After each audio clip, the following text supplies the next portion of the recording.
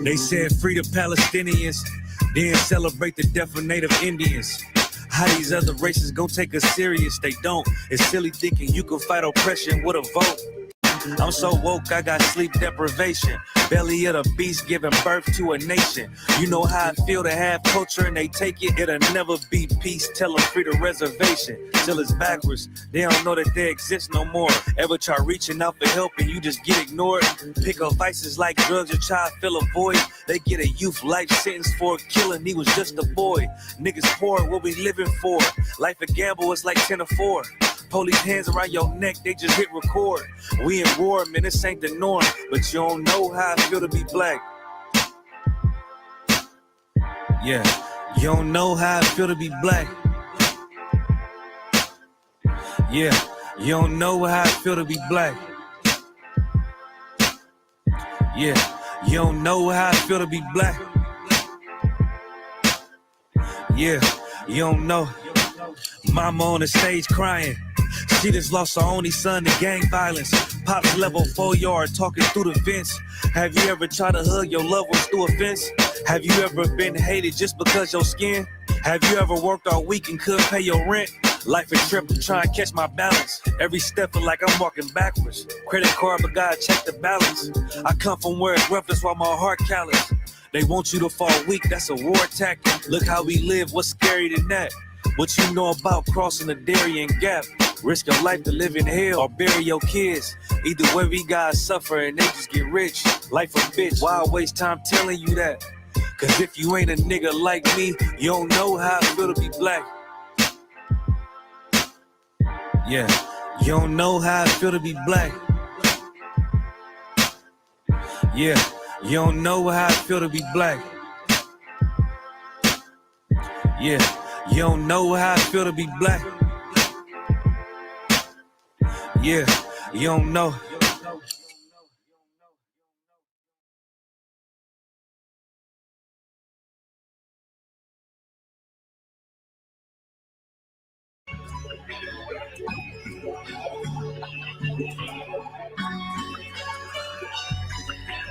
They gon' put my cover in the Hall of Fame.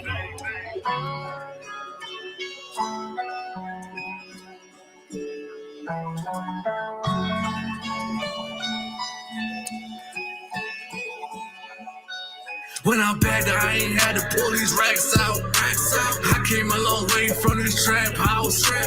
Touch power car, I'm going black out. Pull my rig back out, I made a tap out. Put her in submission like a figure 4. If I'm not at the school, I'm at the liquor store. With that Donnie, with that Deuce, with that 1800. Shots at NATO, Jose Cuervo, put it in the stomach. Ain't no 50-50, baby, I keep it 100. I'm a UPK nigga, so I ain't no running. Got that Glock with the switch, put the button on. I'm the salt of the earth, who you starting on?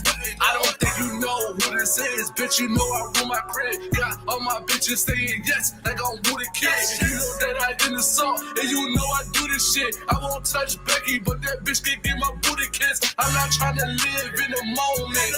Look in the mirror, gotta face my opponent. Got my color on, and it look good, don't it? These bitches fast, they need day of atonement.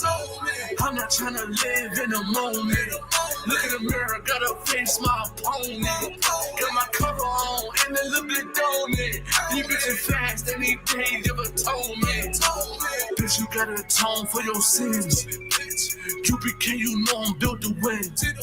Call a white man the devil with a grin. If these devils violate, we gon' spin. You know I'm back. Bitch, you call me Quad, call me Stacks. Tryna get my fucking niggas off the track. Tryna get them stop selling dog and selling crack. In the club with my cover on. In the club with my cover on. Gotta protect that scroll and bring my brother home. I do anything to put my fucking brother home. You know it's niggas want west. Until they take my soul, take my breath. Until they put my body to rest. And they put my cover in the Hall of Fame. I'm not trying to live in the moment. Look in the mirror, gotta face my opponent. Got my cover on, and it look good, don't it? These bitches fast, they need day of atonement. I'm not trying to live in the moment. Look in the mirror, gotta face my opponent. Got my cover on, and it look good, don't it? These bitches fast, they need day of atonement. World West. Till they put my body to rest, is one West. It's one West, nigga. Talk to gon' put my cover in the Hall of Fame, nigga. It's one West.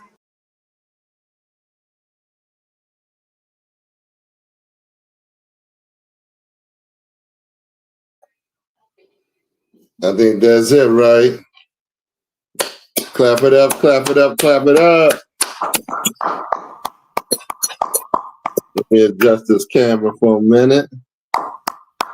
Hey, Salakia, fam, we had a little technical issues. So we started just a tad bit off the time, try to get as close as 4 as I can. But I'm glad to see you brothers and sisters in the class. I want to greet the brothers, Shalom, Yahweh, and to the sisters, Yahweh Shemar Alathan Ba'ashem Yahweh. It's the I.S.U.P.K under Commander General YAHANNA. You know how we like to do. First and foremost, thank Yahweh Yahweh for allowing us to come into this, be able to teach this truth and bring it out to its fullest, man. Let me turn this thing. I got a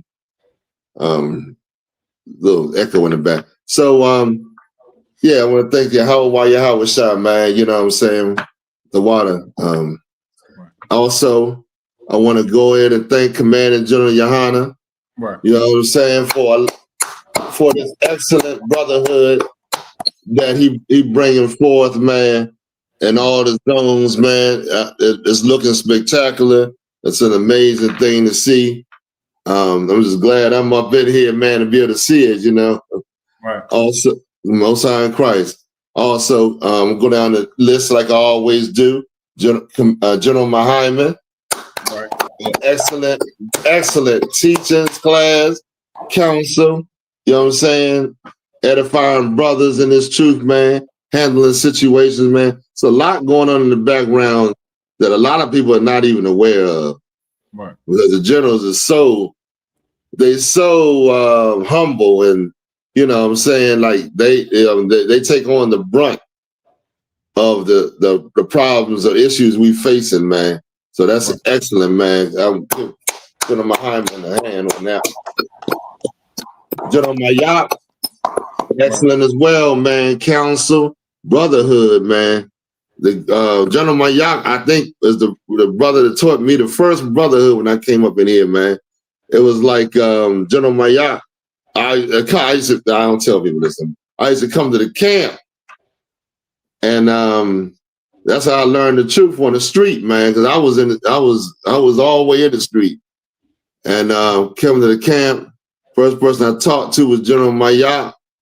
Excellent brotherhood, man. I just over the years, you know, I just can't say enough, man, about General Mayap and all the things that he helped the brother with, right, to fight through, man. So I'm giving him a hand of applause, man. For sure. General Hazayan, another excellent brother, man. And come up to Philly, y'all now came up to Philly. The you know, was up here and been up here since. And General Hazayan, man, excellent, unique brother there, right? You know what I mean? Oh man, he makes me laugh like I don't know what, man. He's excellent, and you know, he gives you that medicine you need, man, in a real brotherly way, man. So, right. General Mayap. General Hazayan. Now, General SHALAM. And when early days in D.C., General SHALAM, boy, He was the brother that took me out of the damn near taught me out of the goddamn world, man. I had so much of the world. I look back and I was like, God damn, how did I make it up in here? Everybody was leaving the truth if they didn't like something in the truth. Brothers that came into the school before me actually are no longer here. You know what I'm saying? So, General Salman, he's a true, excellent brother, man. You know what I'm saying? And I just want to thank the brother for all he's done. You know what I'm saying? Also, General Kathungabar, man. We lived together, so we lived together quite a few years, man. And the brother, boy, oh boy, those were some times, boy. But it ain't nothing like a brother, you know what I'm saying, when you like going to camp, you got them scriptures and y'all discussing them and y'all, fixing meals, man, and doing what you got, taking care of the zones. Excellent, man. This is an excellent brother, is a good spirit, man. You know what I mean? You know what I'm talking about. He got that New York swag too, General Kathungabar. But Most High in Christ, man, give it up for him. General Kathungabar. General Kabbalah Ma. Oh my goodness, General Kabbalah Ma. He everywhere. He is the eyes of the Lord. He is all over the place, everywhere, and know this history and got them precepts, man. He's like a walking encyclopedia, he break these like a walking concordance. You understand? So General Kabbalah Ma, excellent. Also, of course, I go through the body of the school, the brothers and sisters in the truth. The captains, also all the captains, man, backing up the generals, coming up, taking on this work, man. This is a great work. Just like who said it? Nehemiah said, "This great work." I'm paraphrasing, but yeah, this is excellent work, man. I was a confrontational guy any damn way, so I liked I was going out to camp and I liked the little not arguments, but you know what I'm saying. That was just my thing back in the day. So the captains, we got the officers, man. Give it up for the officers. Officers, man, you know what I'm saying, coming up in all these zones, man, in all these cities. Wonderful thing to experience this, man. Think about if this school wasn't here, what we would be doing, man. What kind of life we would be leading. You understand? So we got to go through the muck and the mire, but it's a wonderful thing to come out, man, and see this nation be brought forth, and the Lord gonna bring it all the way forth. You understand? Right. So Most High in Christ of the officers and the troopers. Come on, get some of this glory, man. Come on up in here and handle your business. I know. Listen, as we get the people in this school, and this school is wonderfully built, man. It is. I don't think. No, I think I don't even know half the people in the school, if that. I mean, it is all. I mean, UPK is all over the zones, man. So don't let it fool you. You see a few brothers on the YouTube, you're like, oh man, these brothers ain't. A lot of people look at numbers and stuff. I never forget. I ran into this Muslim. This Muslim came to the camp. He said, "Yeah, I hear y'all saying and." What y'all saying is right, but y'all ain't nobody there. Islam is big. He said he joined Islam because they had the numbers. They was big, you know what I mean? He bumping into a Muslim every 2 blocks or whatever, so he felt kind of, safe in the false brotherhood that they give. You understand? So the troop was excellent. I'm glad you guys have found your way in here. Keep doing what you have to do in order to build yourself up, man. Don't let nobody sidetrack you. You understand? The sisters, oh my goodness, our glorious sisters, man. The Lord has blessed us with some wonderful wives and and daughters, and I see the sons and daughters being born all the time, and it's like the Lord is blessing the school, man. You understand? We got sisters coming in here. You know what I'm saying? They're gonna be, watched after until they get married or whatever, And it's just and all your problems. There's no problem that can't be worked out. We in the truth. Ain't no problem that can't be worked out. Right. You understand? You fooling yourself if you think you can't work something out. You understand? Right. So I just wanted to give a shout out to the body of believers in the truth, in the I.S.U.P.K. under Commanding General YAHANNA, started out of 1 West 125th Street in Harlem, New York. You understand? So let's get it on. We got some stories. We got a little bit of everything. You know how we do it. We got the missing persons coming up first, right? Yes, sir.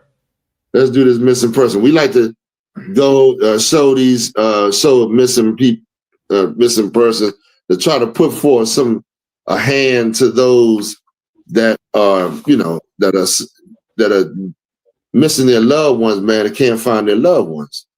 You understand? Maybe there's something we can do. Let us know. We're all about helping our people, man.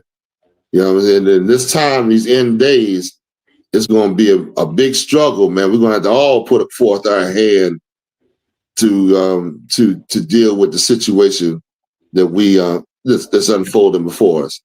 Go ahead, Bud. Let's start it off. Yes, sir. If I may, sir, I.S.U.P.K. daily milk scriptures said the scripture you were looking for was Nehemiah 6:3, sir. Nehemiah 6:3. What was that about? Doing a great work. Oh yeah. Oh, Most High Christ, damn. We got brothers on the zone, man. Y'all sharp as hell. I used to have a concordance, man. Right, a big old concordance right in front of me, and I'll be looking up every scripture, trying to figure out what the words mean and all this stuff. Man, daily milk scriptures, man. That's a hell of a. I like that. Maybe some of them Jehovah's Witnesses with their daily word, they need to tune into what the brother putting down. You know what I mean? Right. All right, so it's Nehemiah. Read that real quick. Yes, sir. What Nehemiah was a cupbearer. He had position in captivity. Nehemiah was in captivity underneath the who was it underneath the it wasn't this. It was Babylon? Yeah, it was the Babylonians. Okay. And Nehemiah felt he heard his brothers was going through it, because remember, I don't want to go through the whole story of that. Yeah. Go ahead and read the scripture for me. Yes, sir. This is the book of Nehemiah, the 6th and verse 3. And I sent messengers unto them, saying, I am doing a great work, so that I cannot come down. Why should the work? The heathen started to try to get Nehemiah to come off from doing the work of work to build our nation. And Nehemiah said, I'm doing a great work. I can't come down to talk to y'all. They was conspiring against us. Go ahead. That's it. Oh, why should the work cease whilst I leave it and come down to you? Right. You understand? So yeah, for sure. We doing a great work in this school, man, to try to edify our people. Let's get on with the missing. Yes, sir. We got a few brothers and sisters missing. I didn't even send you the Native. They got the Native American Indian site, and I didn't send it to you. But he got a couple of brothers there that are missing as well. They're not going to be on the regular Black and Latino missing sites. Right. Yeah. So Just go ahead and start it. I'm gonna see if I can find it. Yes, sir. The police seek help locating missing 12-year-old Anna Green, last seen in our neighborhood. Okay. Yes, Put up a big picture of her. Can we do that? Yes, sir. Okay. That's the sister there. How old? She's 12 years old. Yes, sir. And where is she from? Yes, sir. She is from Philadelphia. Oh, she's from Philly, yeah. Okay. Put it back up. Yes, sir. The picture. Y'all looking for this sister, man. See if y'all see this note. Locate this sister, man. Help this sister out. Show her some love, man. Don't leave her out there. You know, and you know if you see her. Okay, let's go on. Yes, sir. Got quite a few. Come on. This is missing person, Jana Torres. Okay. Torres, how old is the sister? 17, sir. She's 17, and where is she from? Yes, sir. Philadelphia, Pennsylvania. She from Philly? Yes, sir. Okay, quite a few Philly one out of from Philly going on, you know. Y'all keep an eye out. We're gonna keep an eye out. You understand? For this sister right here. It's cold out. You don't know. She don't know where. She's 17. You know how you thought when you were 17. Remember how you were naive as hell. You know what I mean? Go ahead. Come. Next one is her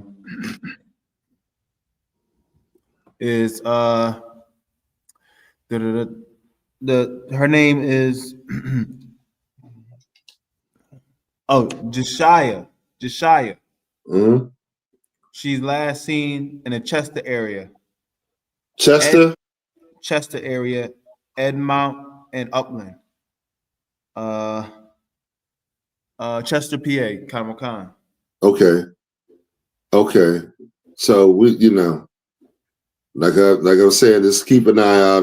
We gotta love one another, man. We gotta, keep an eye out for brothers and sisters, even though they ain't our family. A lot of this crap with this Thanksgiving is about your family. But you forget that a majority of blacks and Latinos don't have family. So what they supposed to do while you sitting here pounding food down in your face? You understand? Watch out for these brothers and sisters, man. Go ahead. This is the next one. Yes, sir. Okay. The next one is 21-year-old Treshawn Marquell McNeil. And where is he from? Goldsboro, North Carolina. Goldsboro, North Carolina. You know what I mean? Yeah. Keep an eye out for the brother. When was the last? Okay, well, let's keep an eye out for him. Go ahead. Yes, sir. Goldsboro. Eva Moore. 14-year-old. 14 years old, missing from where? Yes. Monroe, Georgia. Monroe, Georgia. Keep an eye out for Eva Monroe. The sister right here, you know. Go ahead. Yes, sir. Next one is, this one's a video, sir, if I may. Okay. Okay, go ahead. Missing person video. It's just probably music. It's just music playing. Never mind. But this one is missing child. It says Dorita. Her name is Jamia. Jamia Dorita. Yeah. And she's 15? How old is she? She is 15, yes, sir. And where is she missing from? She's missing from Temple Hills area. Trying to find Temple Hills, Maryland? Temple. It says Temple Hills area, but I'm trying to figure out where that's at. Temple Hills. Okay. Okay. All right. So, they probably didn't. I don't know if it's a local paper, so they probably didn't put all the city on there. It could be on there. I don't know. But just keep an eye out for this. I can't see it that good. Yes, the sir. picture is that picture going to come up a little bigger? There's something over it. Yeah, it's there like it's the words they put into the video. Okay, all right. That kind of obstructs the face a little bit, Okay. Go ahead. Let's go to the next one. Yes, sir. Yes, sir. Bryce Hawthorne, missing from Philadelphia, PA, 12 years old. Wow. Okay. 12 years old. Missing. Okay. All right, Philly, we got to get on that game, man. Right. The kids is, running around here with no guidance and all that. Go ahead. A lot of this stuff happen because ain't no fathers in the house. Right. If fathers ain't in the house, people think they can, Right. They think they know better how to run a family, so these things happen. Go ahead. Salakia, sir. Also, too, remember, Philadelphia cut a lot of the bus routes. So a lot of kids that used to get picked up close to their homes, they have to walk distances for transportation also, sir, Salaki. It's terrible, man. It's terrible. It's ridiculous here, man. I've seen so many people on the street. It's crazy. You ever notice that? There's a lot of young people on the streets, man. I don't know if you all look and see, and I'm seeing people all the time, everywhere. So, while keeping an eye out for this system. All right, go ahead. Yes, sir. The next one is yes, sir. Is I.S.U.P.K. Ariel Ship. Age 16. She's 16. She's from Everett, Washington. Everett, Washington. Keep an eye out for this sister right here, man. Everett and those in the surrounding areas, man. Because there's a lot of sex trafficking and all that stuff, and then you got harvesting. They're snatching people up, and they found it. We got a story about the sister and they held her body in some hospital and harvested her, organs or whatever. Oh God. Okay, so just be mindful of what's going, things what can happen to our family. They are our family, man, whether you realize it or not. Right. They come from the same seed we come from. Okay, just go ahead to the next one. That's actually the next story, sir. The harvesting part? Sir. Yeah, let's get that one. Let's go to that. And then I want to go to the one where the brother was telling them the military was calling them. Yes, sir. Yeah, let's do that after the harvesting. Yes, sir. Go ahead. Missing her skin and eyes.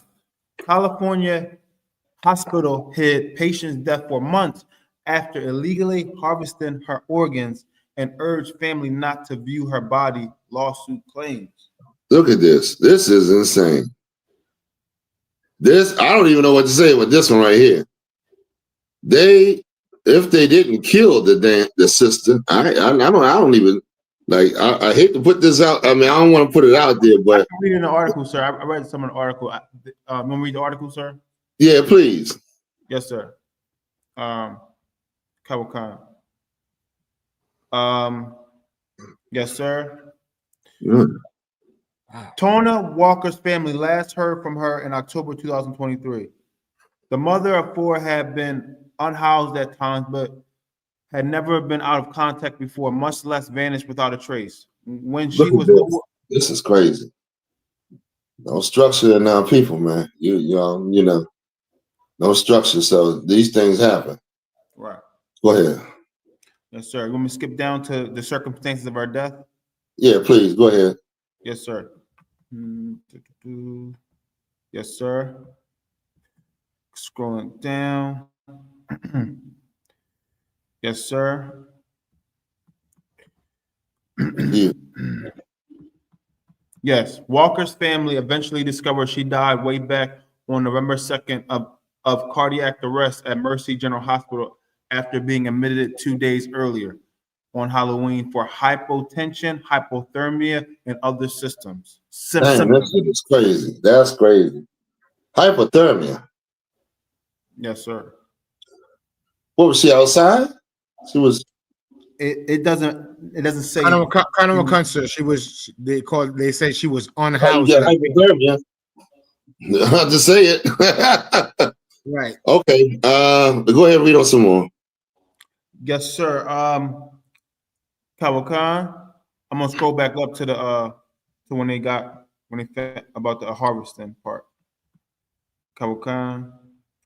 Not Let me ruling out a let y'all homicide. know, man. This is not a joke. These days right here are not to be played with. We can end up in a situation like this so easily, man. Right. Like you people take life for granted and just act like that they are, you know, it's a privilege to be alive. Right. Instead of being humble and letting, you know, saying that this is, you know, it's the Lord, you know, he done gave me something, he done done an enormous kind act for me, and I should repay him. I can't figure out the words I want to say. Right. You know what I mean? He just, you know what I mean? So go ahead, Abad. Yes, sir. Not ruling out a homicide, the police used a cadaver dog, and alerted the Justice Department requesting they add her to the National Missing Person list. A break in the case did not come until May 2024, 7 months later, when the DOJ noticed she had been marked deceased by the DMV. A sheriff's deputy told the family they had finally found Walker's body on a shelf in the morgue located on the outskirts of Sacramento. When her sisters arrived at cremations only to identify her remains, nothing could have prepared them for what they saw. Walker was missing her eyes and skin, her family told the outlet. Yeah, damn. What the fuck is they doing with your skin?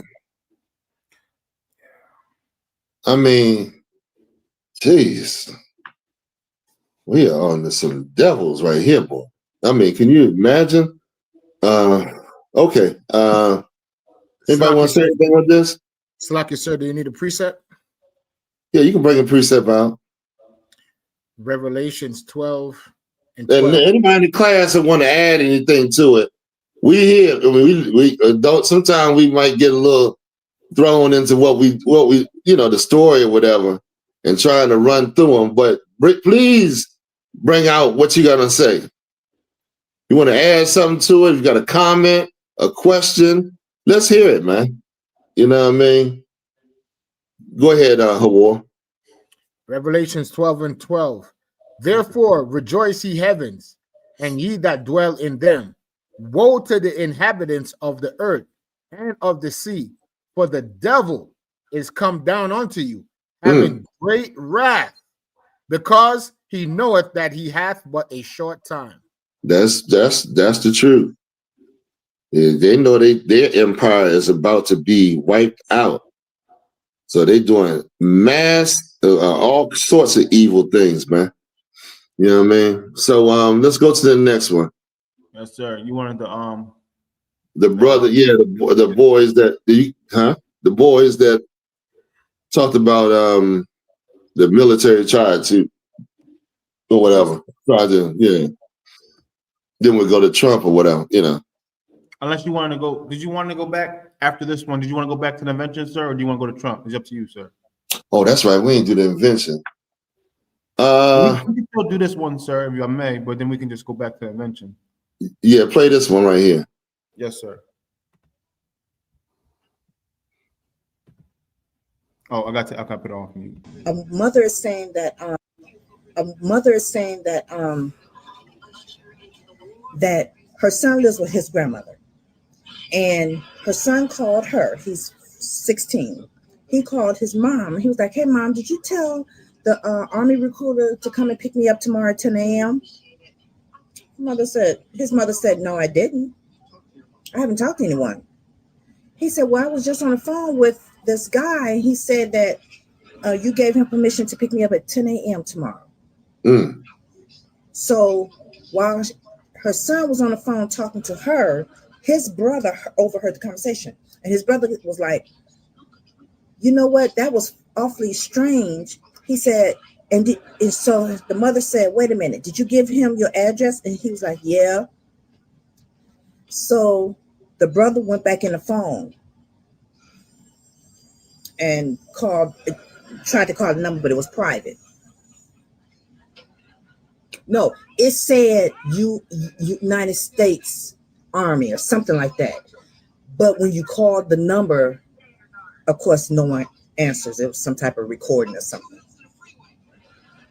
So she's trying to make it aware in Connecticut that if people are getting those phone calls, that they are targeting teenagers, vulnerable teenagers. But they knew, or they tried to get him to, in the morning at 10 o'clock, they was going to pick him up. Now, she reported it to the police, and so the police were aware and were waiting, but they never showed up. The people never showed up. Now, the police said that they have gotten out of Connecticut now. They said they have gotten 7 phone calls like that.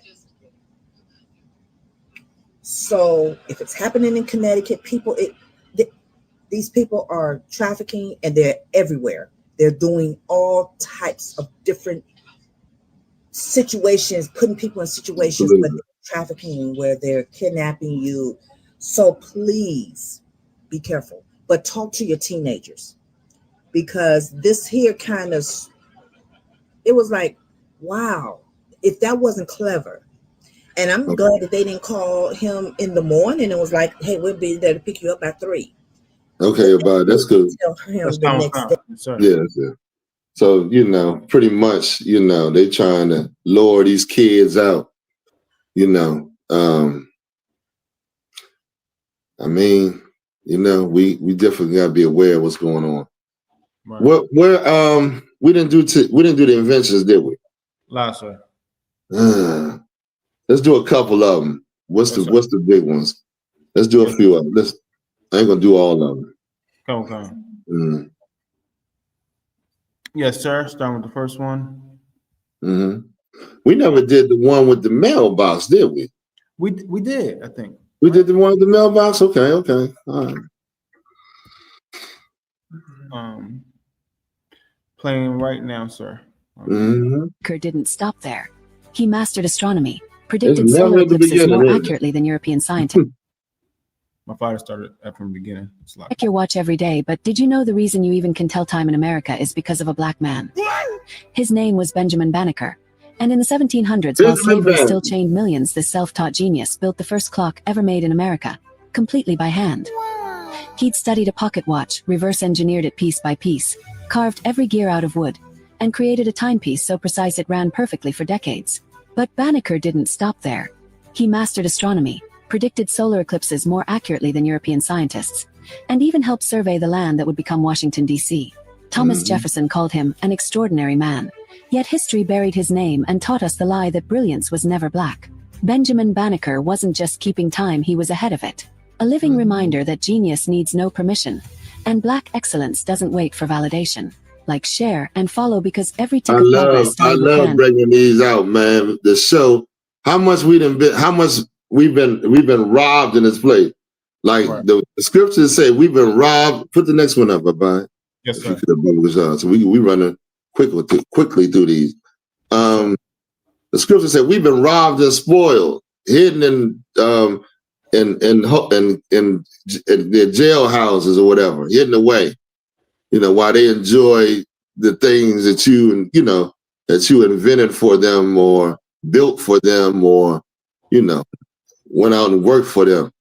Remember, 400 years, we didn't get a damn paycheck for any of the work we did as a people. We worked sun up to sundown. You know what I'm saying? So go ahead, Abad. We're going to pull up a few more. Yes, sir. Richard B. Spikes received a patent for an automatic gear shift for cars.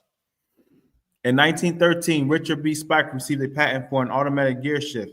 Big companies welcomed his inventions.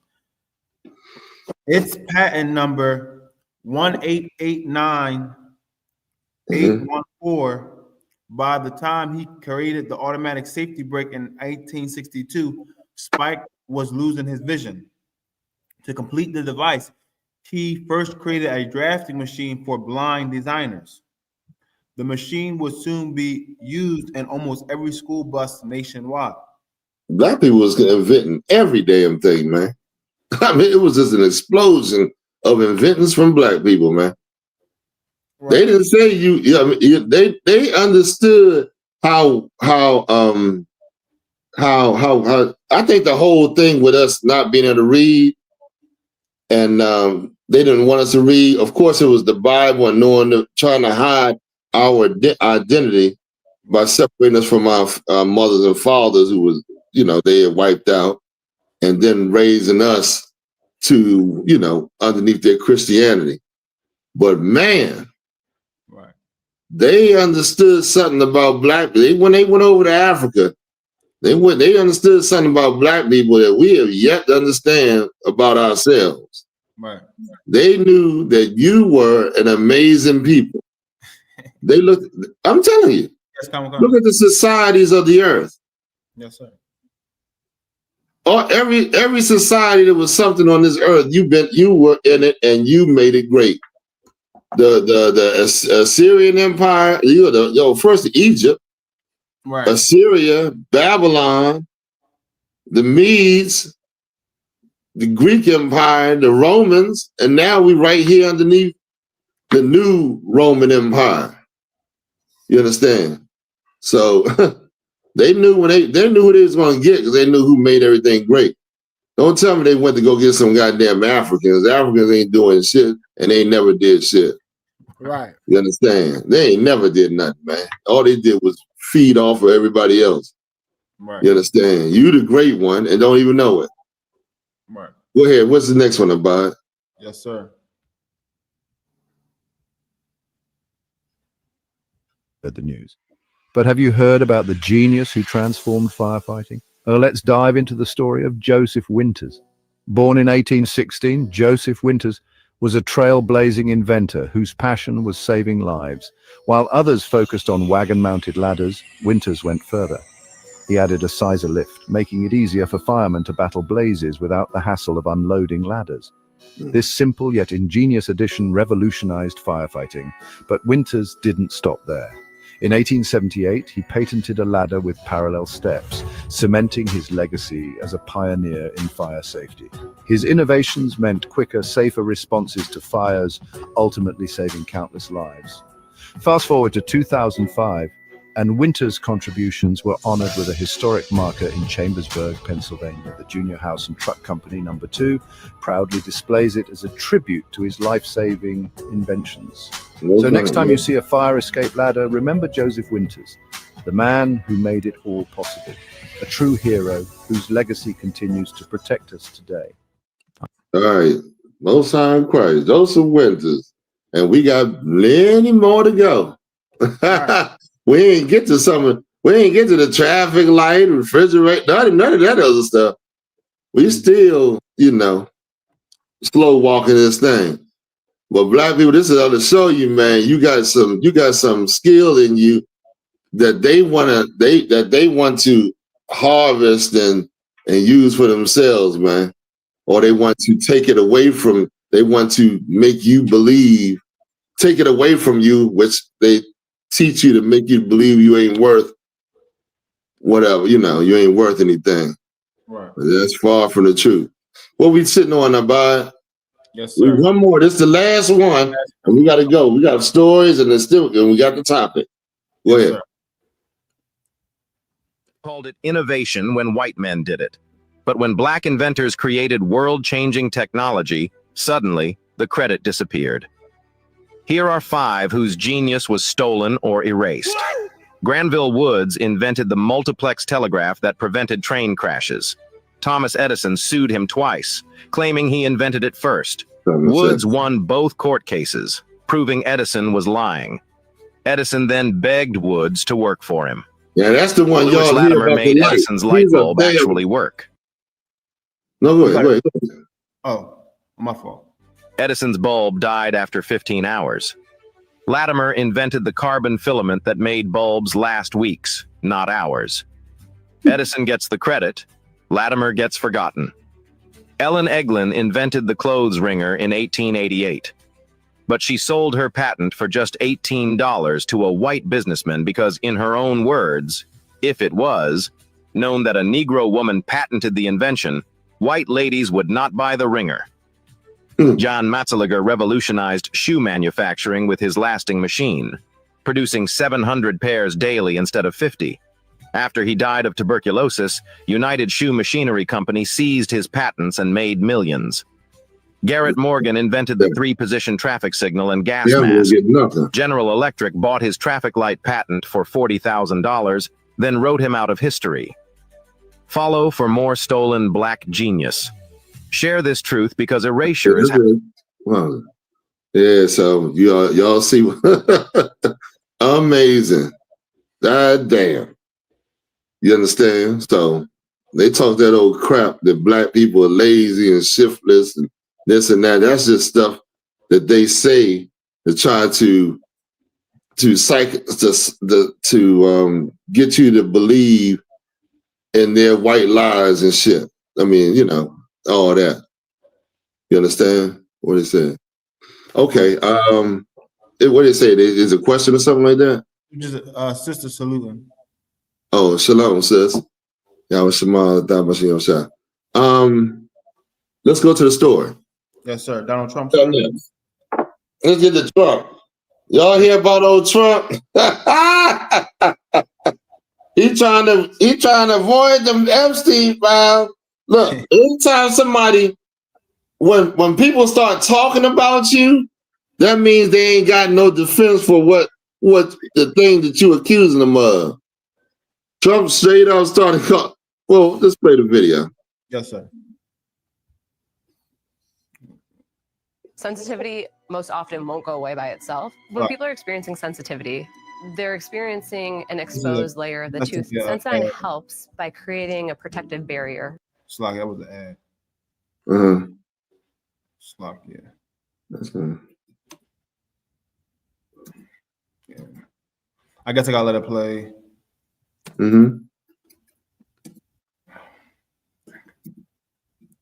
Slocky, Slocky about that. Where we at? I think it's the first. If you go, if it's not playing, there's inside the thing. There's a list of different videos, or whatever. Then if you go down a little bit. Exposed areas. Oh, yes, sir. I love Sensodyne because it works. Here we go. Like about that. Good.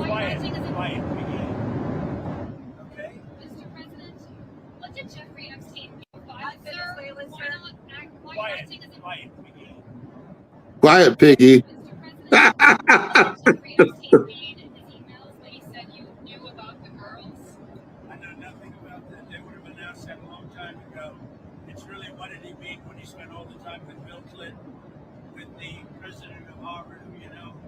Summers, Larry Summers, whatever his name is, and all of the other people that he spent time with. Jeffrey Epstein and I had a very bad relationship for many years. But he also saw Skype because I was president. So he dictated a couple of memos to himself to bring. You're going to find out what did he know with respect to Bill Clinton, with respect to he listened. He's talking about other people. All of those people that he knows, JP Morgan, Yeah. That man. Oh, listen. Yeah, he's sitting up there. He naming everybody else. What is he doing right there? He's dodging the damn question, trying to put the blame on other people. Right. You understand? Calling people names and stuff like that. Like that's a low class type of cat right there, boy.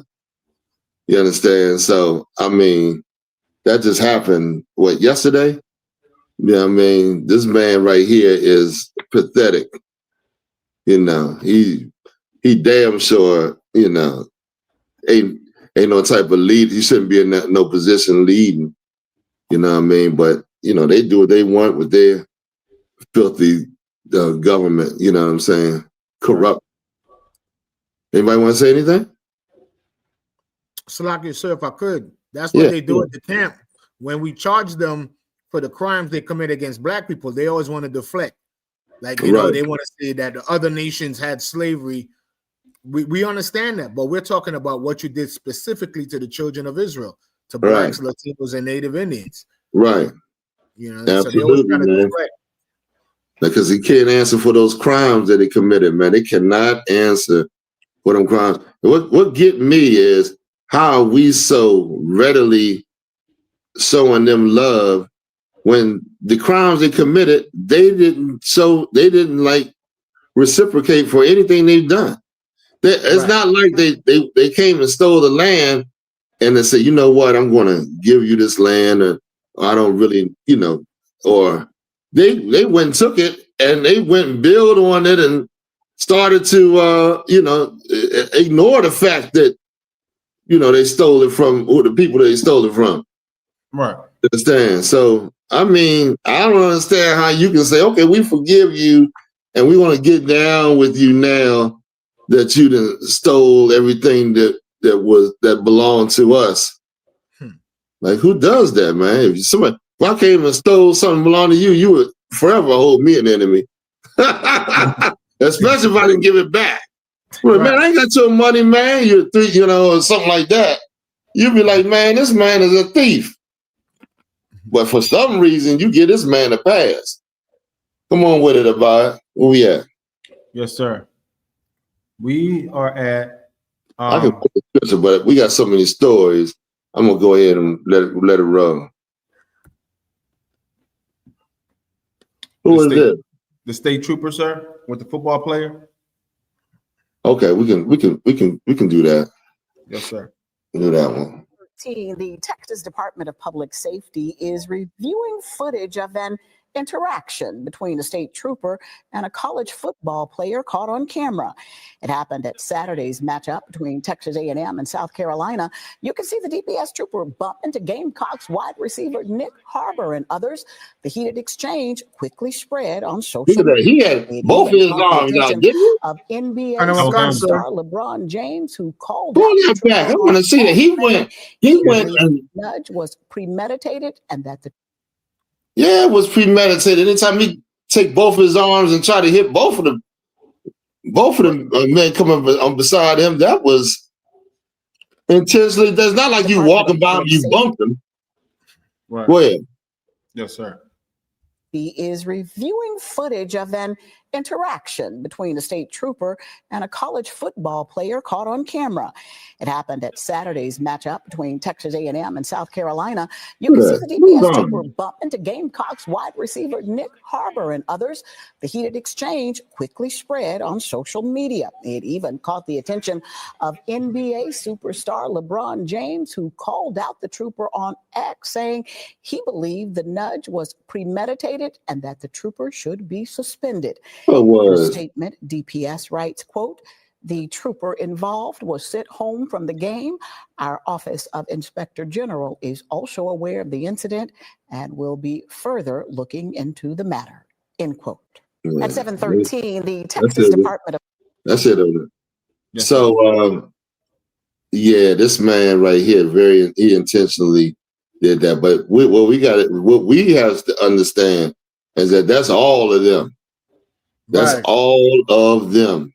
That ain't just one or two. Like we've been telling you, majority of them are like this cat right here. Right.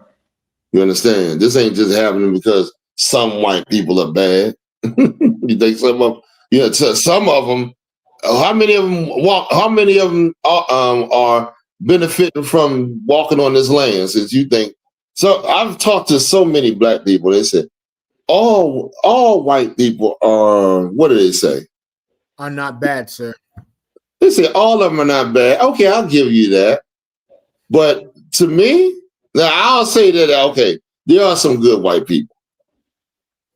But here's my thing. If you're walking on stolen ground and benefiting from what your ancestors done, how can I really call you good? Right. You're a good white man because you came and conquered the tribes that were here and built your society, and you have not given for the crimes you committed against blacks and Latinos. I mean, I'd like to hear something on that one. So, like I said, we got a comment about the video. This is from young man ONRCSD. White men see us as a challenge. It's in their DNA from dominating us during slavery. Exactly. Like they have this a pride, this sense of pride about them that they can't be overthrown or anything like that. It's because of our naturally blacks and Latinos. We are peaceful people, man. Right. We are peaceful people naturally. You know what I mean? Don't get it twisted. We'll take some warfare to that tail too. Right. You know what I'm saying? But yeah, they that's how they are, man. It says in the scriptures, it says he'll live by the sword. Right. The white man lives by stealing, taking. Right. This is what the scriptures say: the devil comes to steal, kill, and destroy. He's the devil. He's stolen, he's killed, and he's destroyed. We sitting up here talking about white man and the devil. We ain't got, our families are destroyed. The murder. I mean, look at all these the deaths of our people, and we sit up here thinking that they're not the cause of it.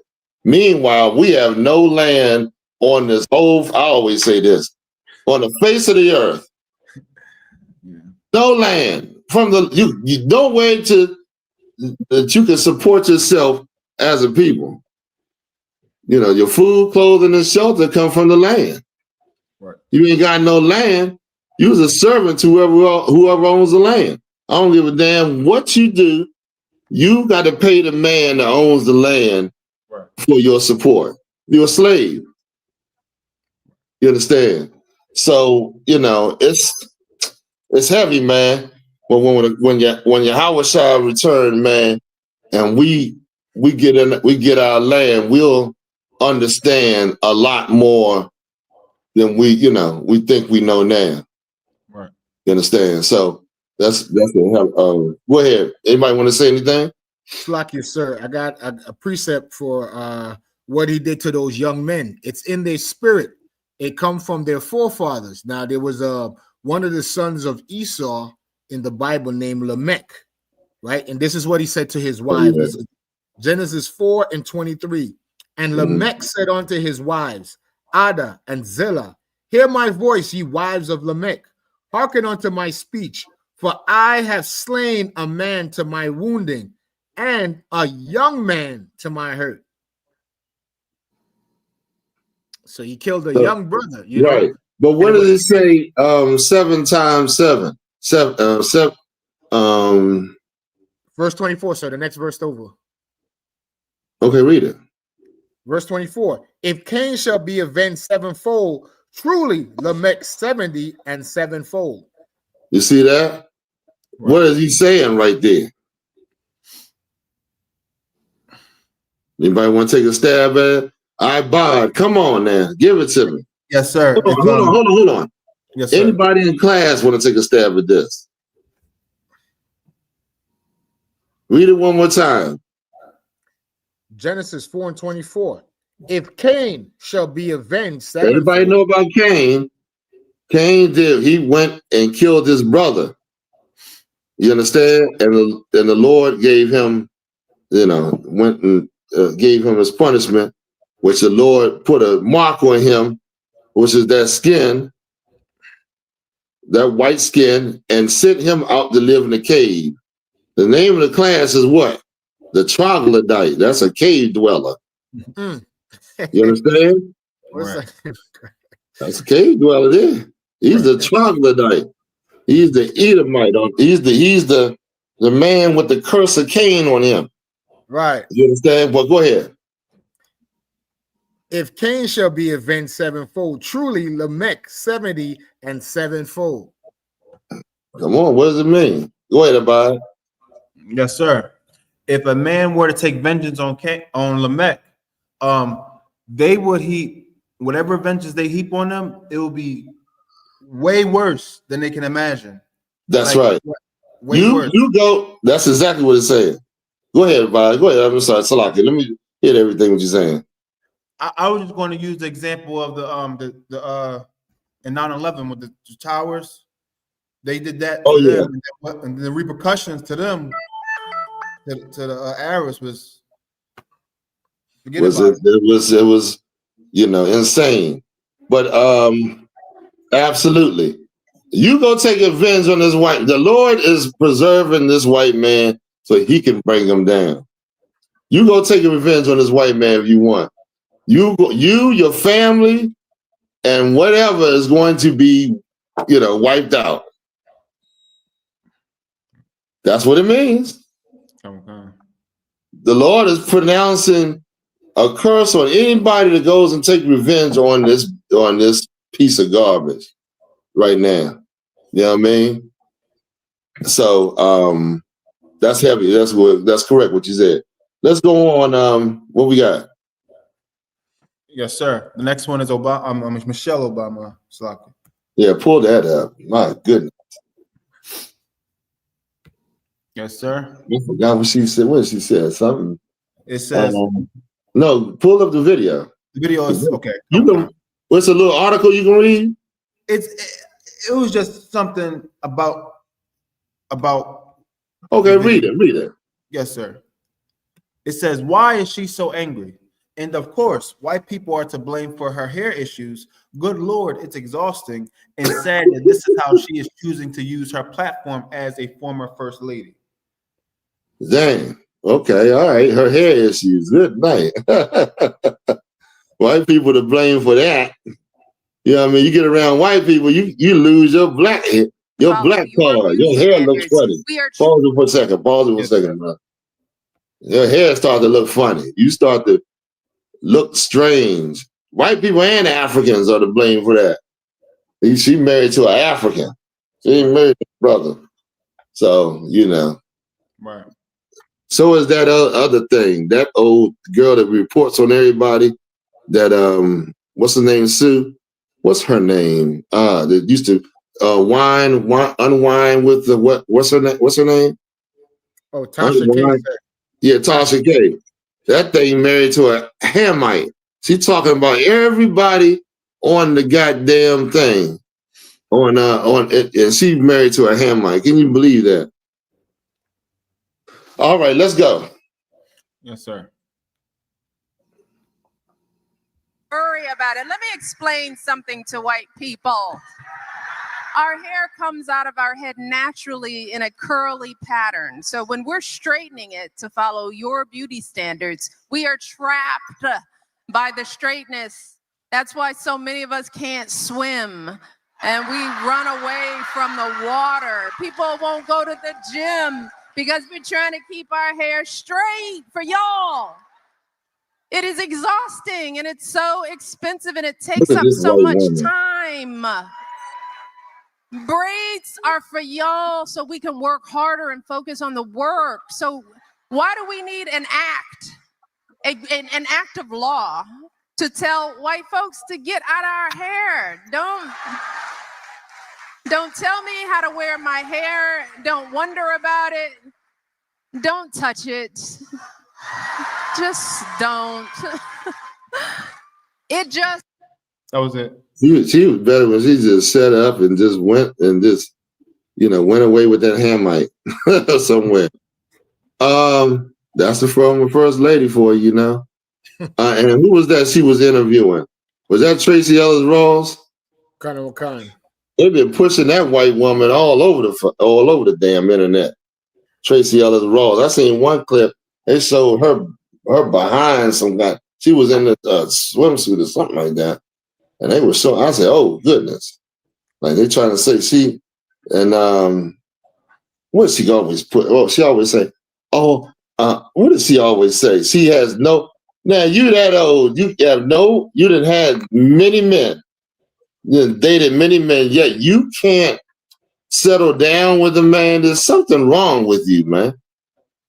Something is wrong with you. You have a demon on you that's not allowing you to be in a relationship with a man. And that demon is all over Black women. All over. Right now, what was I going to say? Jeez, I can't think of it. Right now, I think the average relationship lasts about 4 months. The divorce rate is off the goddamn chain. The divorce, Black women divorcing their men and all that, because there's a demon on you. That demon that was in the apocrypha on that sister that was killing all the men she married. Right, kind. You know what I mean? Right. As well, I can't think of the name of the demon, but that is on a lot of our sisters, and the remedy is the truth. Right. The remedy is, you know what the remedy is? You not to be who you are right now. Was Christ said, be born again. You gotta be somebody different, because the things that you believe in your head right now is why you can't have a successful relationship. I ain't talking about the man. I know a lot of y'all want to curve it to the man. No, we're gonna talk about that, and of course, brothers as well. But for sure, we got to not take the responsibility, the blame off of ourselves, especially if you ain't doing what the Lord say to do. Right. And I see a lot of women that's going to promote this damn Thanksgiving. A lot of them. They're going to be cooking. They're going to be, like I said before, they're what's the name of that damn thing? Their platform is going to be that goddamn dinner table where they going to preach how to love this kingdom. Right. You know what I mean? The things that are against the Lord. You understand? We'll go ahead to the next one. Yes, sir. Anybody want to say anything about this? We got anything to say? Bring out? You got an issue with your hair because you're trying to impress somebody. You're trying to impress somebody who you shouldn't be trying to impress. You gotta impress Black men. I mean, wear your hair. You're trying to impress white men and white people, white men, and trying to look like the standard of beauty that they uphold. You understand? So that's the issue there. And then, sir. Okay, please. Also, too, sir, it's just like the Egyptians. Esau's set up his kingdom where his laws are actually anti-Israelite male, because a lot of these jobs, you got to cut your facial hair to get a job. That's right. Salakia. That's right. So, and there's a sister that she made a video on the clothes. Why do Black men like to dress up in these so-called suits? You know what I mean? I guess there's a new fashion trend going on where Black men wear these little tight little suits or whatever. And she was just bringing it out. Doesn't it make you feel funny that you following another man's culture? It's like, damn, they're like, you trim your ways and accept all of his ways. That's exactly what you're doing here on Thanksgiving. Right. Your ways, you do not, you forsake that. His ways, you uphold that. So go ahead. Let's go to the next one. Yes, sir. Yes, sir. Come on, come. This is the Purple Heart ICE. Oh, yeah. Federal immigration custody for nearly 11 months. Today was deported. Now, for months, Denver 7 has been closely following the case of Jose Barco. I'm glad you're with us to wrap up this week. I'm Shannon Ogden. Now, Immigration and Customs Enforcement telling Denver 7 today that Barco was removed from the U.S. and sent to Mexico. Barco, a Purple Heart recipient, returned from Iraq to southern Colorado, where he was convicted of a violent crime more than a decade ago. Denver 7's Claire Lavazorio hearing from those close to Barco as they work out just what's next. Shannon, this is a story we've been committed to covering, so much so our team reached out to ICE to try to get an interview with Jose Barco himself. But we were told by a spokesperson it couldn't happen because of the ongoing government shutdown. Now, Barco's supervising officer in the Army says his application for U.S. citizenship should have been approved by the end of 2006. But at some point, the packet was lost. Now he's been deported. Hold on 1 second. 20 years This later. brother, let me get this straight. He went into the Army, so what's the story on this brother? Slacky, sir. A Purple Heart is you get that medal if you got injured in the line of duty in active battle. Go ahead. So he got injured fighting for the oppressor.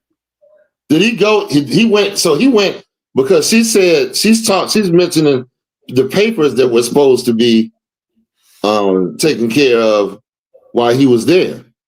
Slacky, sir. So when you what they told a lot of the Latino brothers and sisters is if you join the I.S.U.P.K military, your immigration status would be expedited, meaning they will process your paperwork faster. Yeah, see, that's what I thought. Right. Yeah. The path to citizenship would be much easier if you only join because you're already in the government. But in this case, when he joined and served, they were supposed to submit his paperwork to be processed, and they claimed it was lost, sir. Yeah, they said it was lost. I heard that his paperwork was lost. So they know that the brother had a Purple Heart. They know the brother was in the military. Why did they not just give him what's that till the paperwork went through? Like, I don't understand that. Like, this is a goddamn beast, man. I don't understand how people can still worship and be amongst this man.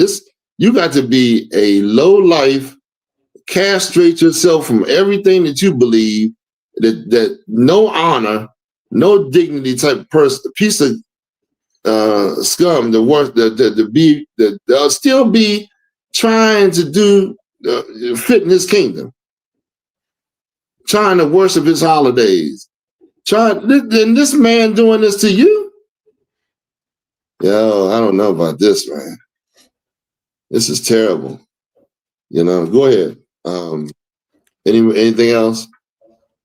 You want me to continue? Like, I'm not used to just taking all this crap off somebody and we just bow our heads and act like it's not happening and still worship do the things that he desire for us to do. Who does that? Right. You know what I mean? Go ahead. Were you going to say something? I was going to say, did you want us to continue with the video or go to the next story? Yeah, go to the next one. We pretty much got that one. Yes, sir. Yes, sir.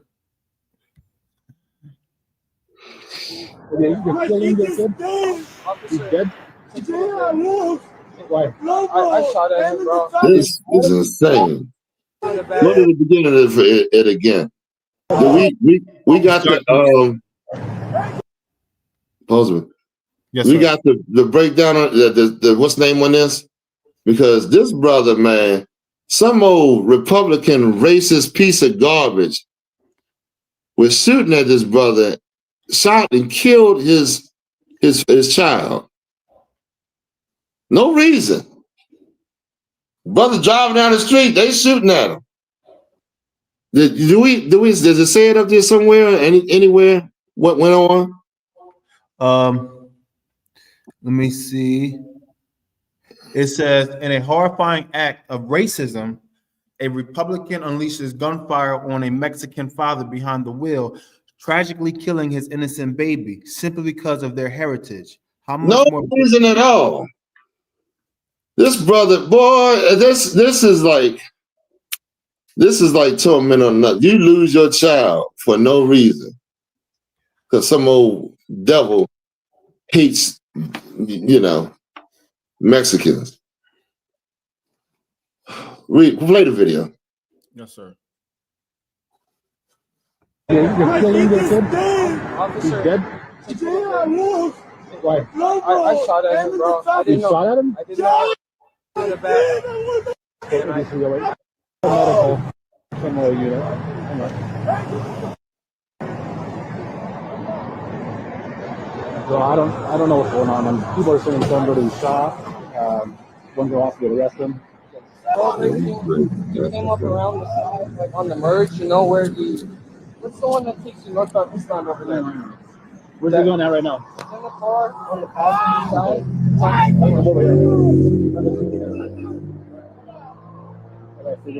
Yeah, no, it's 100% happened. I shot at him, dude. I didn't even know he had a kid in the car. That's it. That's it on that. Oh man, this is insane. This is trash. This is, you had to feel that pain. That brother right there had some. I mean, that's intense pain right there.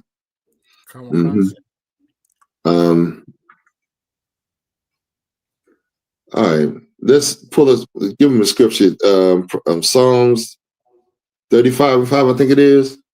Yes, sir. Where it says, they like this, that devil is like he's hunting. That devil is like he's hunting to be able to shoot him just because he's Mexican. I mean, his child, kill his child like that. Right. Where's the one where it says the blood? The one we use. Not they hunt our steps, right? So not that. No, not they hunt the steps. The one with 35:5, I think it is. Yeah, I got that one, sir. What does it say? Is that the one? Is it real? Yes, sir. This is the book. You want to start at verse 4? No, that's not it. Oh, that's not the it. one where it's talking about their blood. The one we always pull. Blood shall go after thee. Pull that one. Blood shall pursue thee. Since you have hated blood, since you have not hated blood. This is going to tell them a time, man, where white people are going to be dying horribly, man. And it's going to be, they are the wicked on the earth, man. I just can't even express that enough. They are the devil, the evil on this earth. And the earth has not been the same since these devils been out here. Right. Go ahead, read it for me. This is the book of Ezekiel, chapter 35, and verse 6. Therefore, as I live. 35:5. Boy, that was it. The 35:5 is Ezekiel. I was thinking that, but go ahead. Yes, sir. Say no, go up a verse. Yes, sir. This is the book of Ezekiel, chapter 35 and verse 5. Because thou hast had a perpetual hatred and hast shed the blood of the children of Israel by the force of the sword. You see that? They always hate us, man. This ain't nothing new. They hated you when they pursued you in Africa. Right. They hated you, man. They hated you, and they hate your families, and they hate your kids, and they hate just everything about you. Like, I can't even understand how people don't know how many black kids are being murdered, millions of black kids with this abortion, and we think these people are our friends? Like, make me understand that. These people hate you. Like the curses say, they will not regard the young or the old. Right.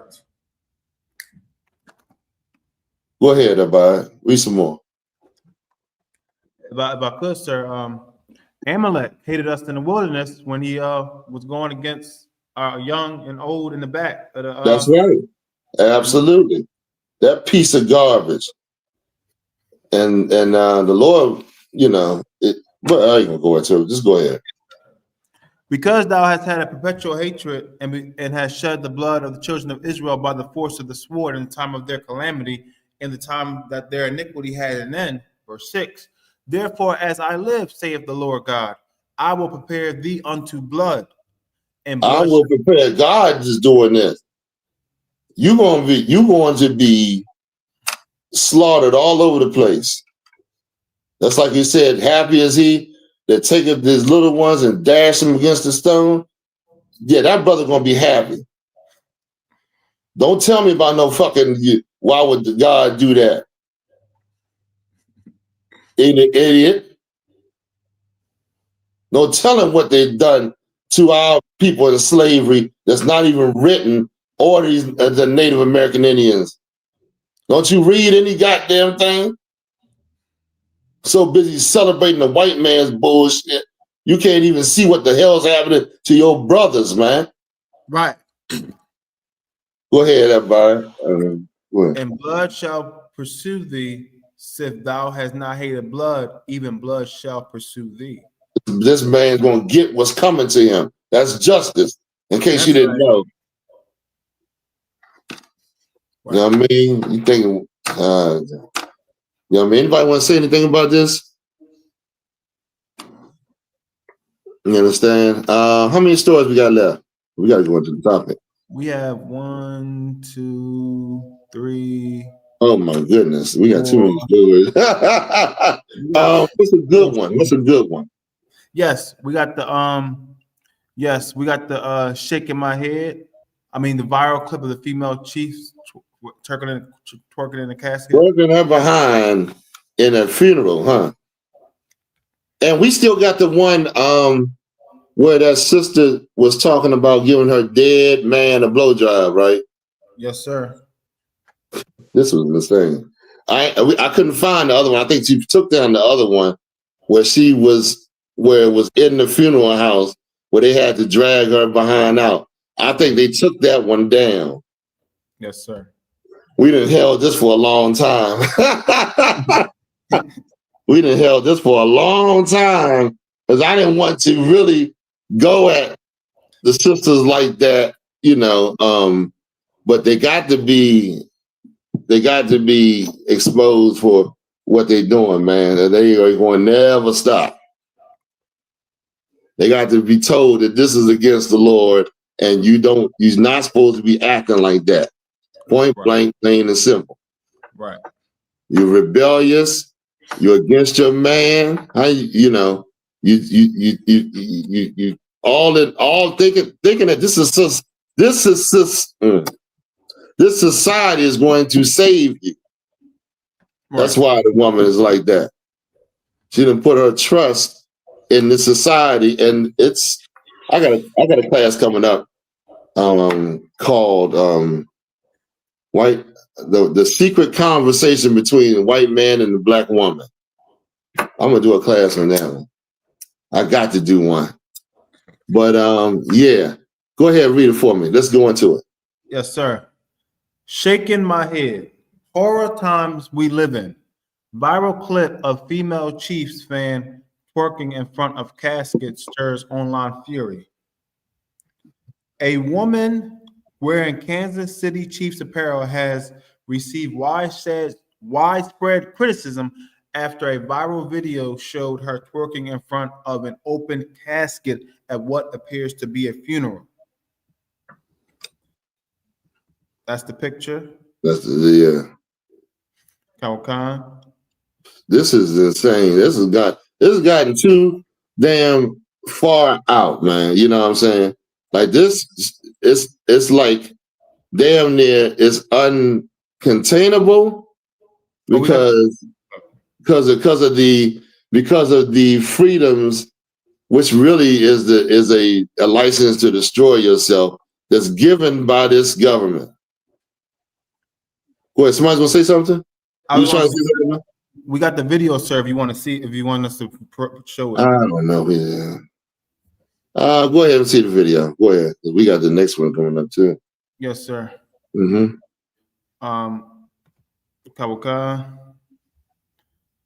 We got so many evil things these women have fell into. Give it to him, man.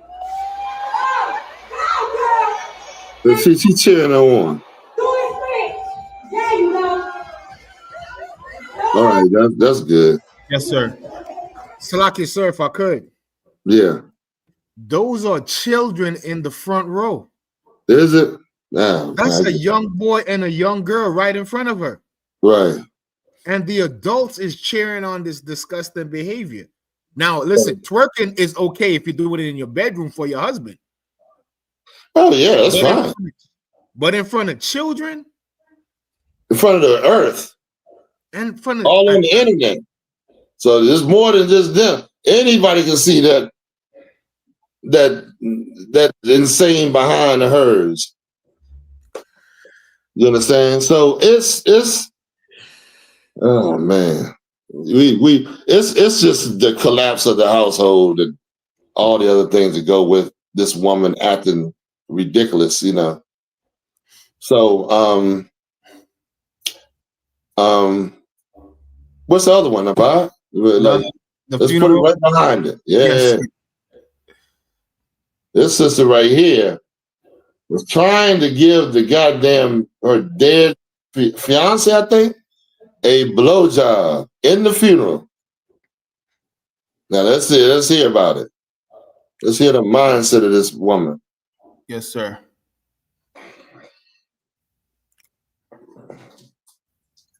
Oh, Slocky, I got to put the saying off me. Daddy dick. What makes you think I'm not gonna kiss my yo? They kicked me out the front of the room because I kissed my baby daddy dick. What makes you think I'm not gonna kiss my baby daddy dick before he died?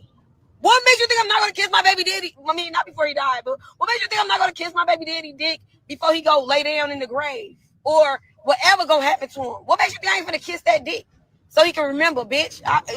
Everybody better be happy I ain't pull his fingers down and start sucking on that motherfucker and start choking on that bitch. Fuck you talking about for real, for real. Fuck you talking about. I was ready to lick on that motherfucker. Fuck you talking about. Bitch, we finna get a busted right here in the church. Finna fuck the shit out you. There's no shame. Give me a shame. Bitch, I wanna fuck you right now. Man, my baby daddy looked beautiful. Good as hell. Man, yes. I kissed his dick before. Look, I kissed his lips. Y'all, look, I played it out because I already knew what the fuck I was gonna do. So I asked his mama, like, can I kiss him just one time?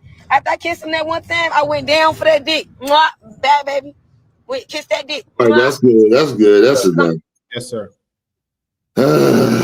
Black woman, y'all. Okay. Give me a shameless woman. Yes, sir.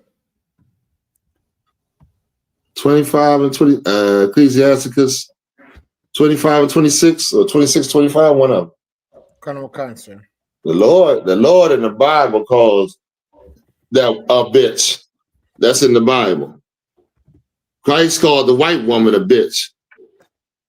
Here we reading about another bitch. There are bitches on the earth, man. Right. I think that, there's no bitches on the earth. You like to call them queens and divas and what do you call them? What's some of the stuff they call them? Empresses and what else? All that. And don't let this woman know real. You like to put her head in somewhere where she thinks she walking around, thinks it's just terrible. It's ridiculous, man. Go ahead, read the scripture. Yes, sir. This is the book of Ecclesiasticus, chapter 26 and verse 25. A shameless woman shall be counted as a dog. So what is a shameless woman? What is a female dog? Anybody? Y'all don't want to say it? Y'all don't want to say the female dog is a bitch? That's what the word bitch means. Yes, what the hell? You want to redefine it? Because you don't want to insult, you don't want to upset the woman? That's the problem. You let her, you don't show no sort of discipline on this woman. And so she runs rampant. Don't tell her. You being a whore. You're a whore. You don't know that. That's why relationships are only 4 months. Women divorcing their men 80 something %, some ridiculous number. You know what I mean? Going out there because that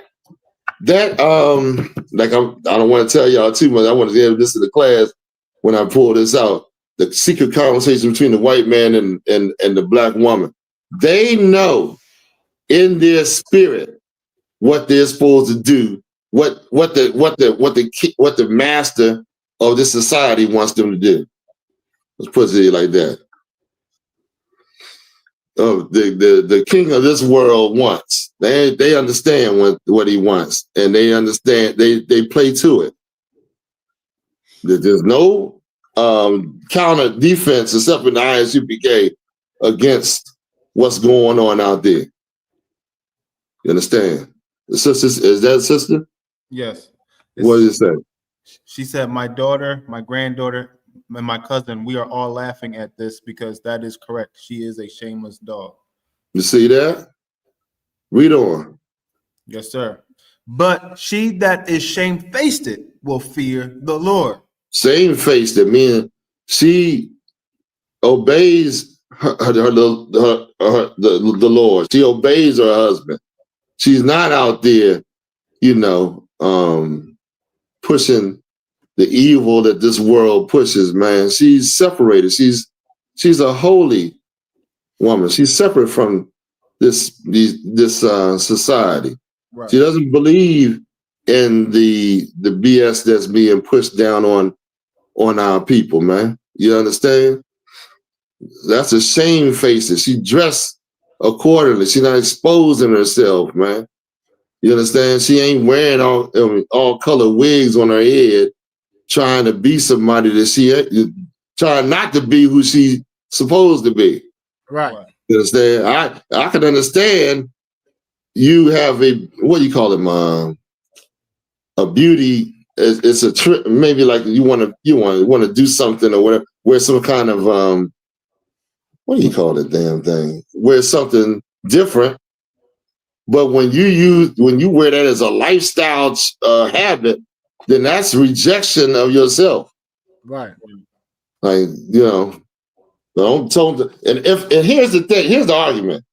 If I wouldn't have a problem with some of the things you do if the white man wasn't pushing that evil all over the earth.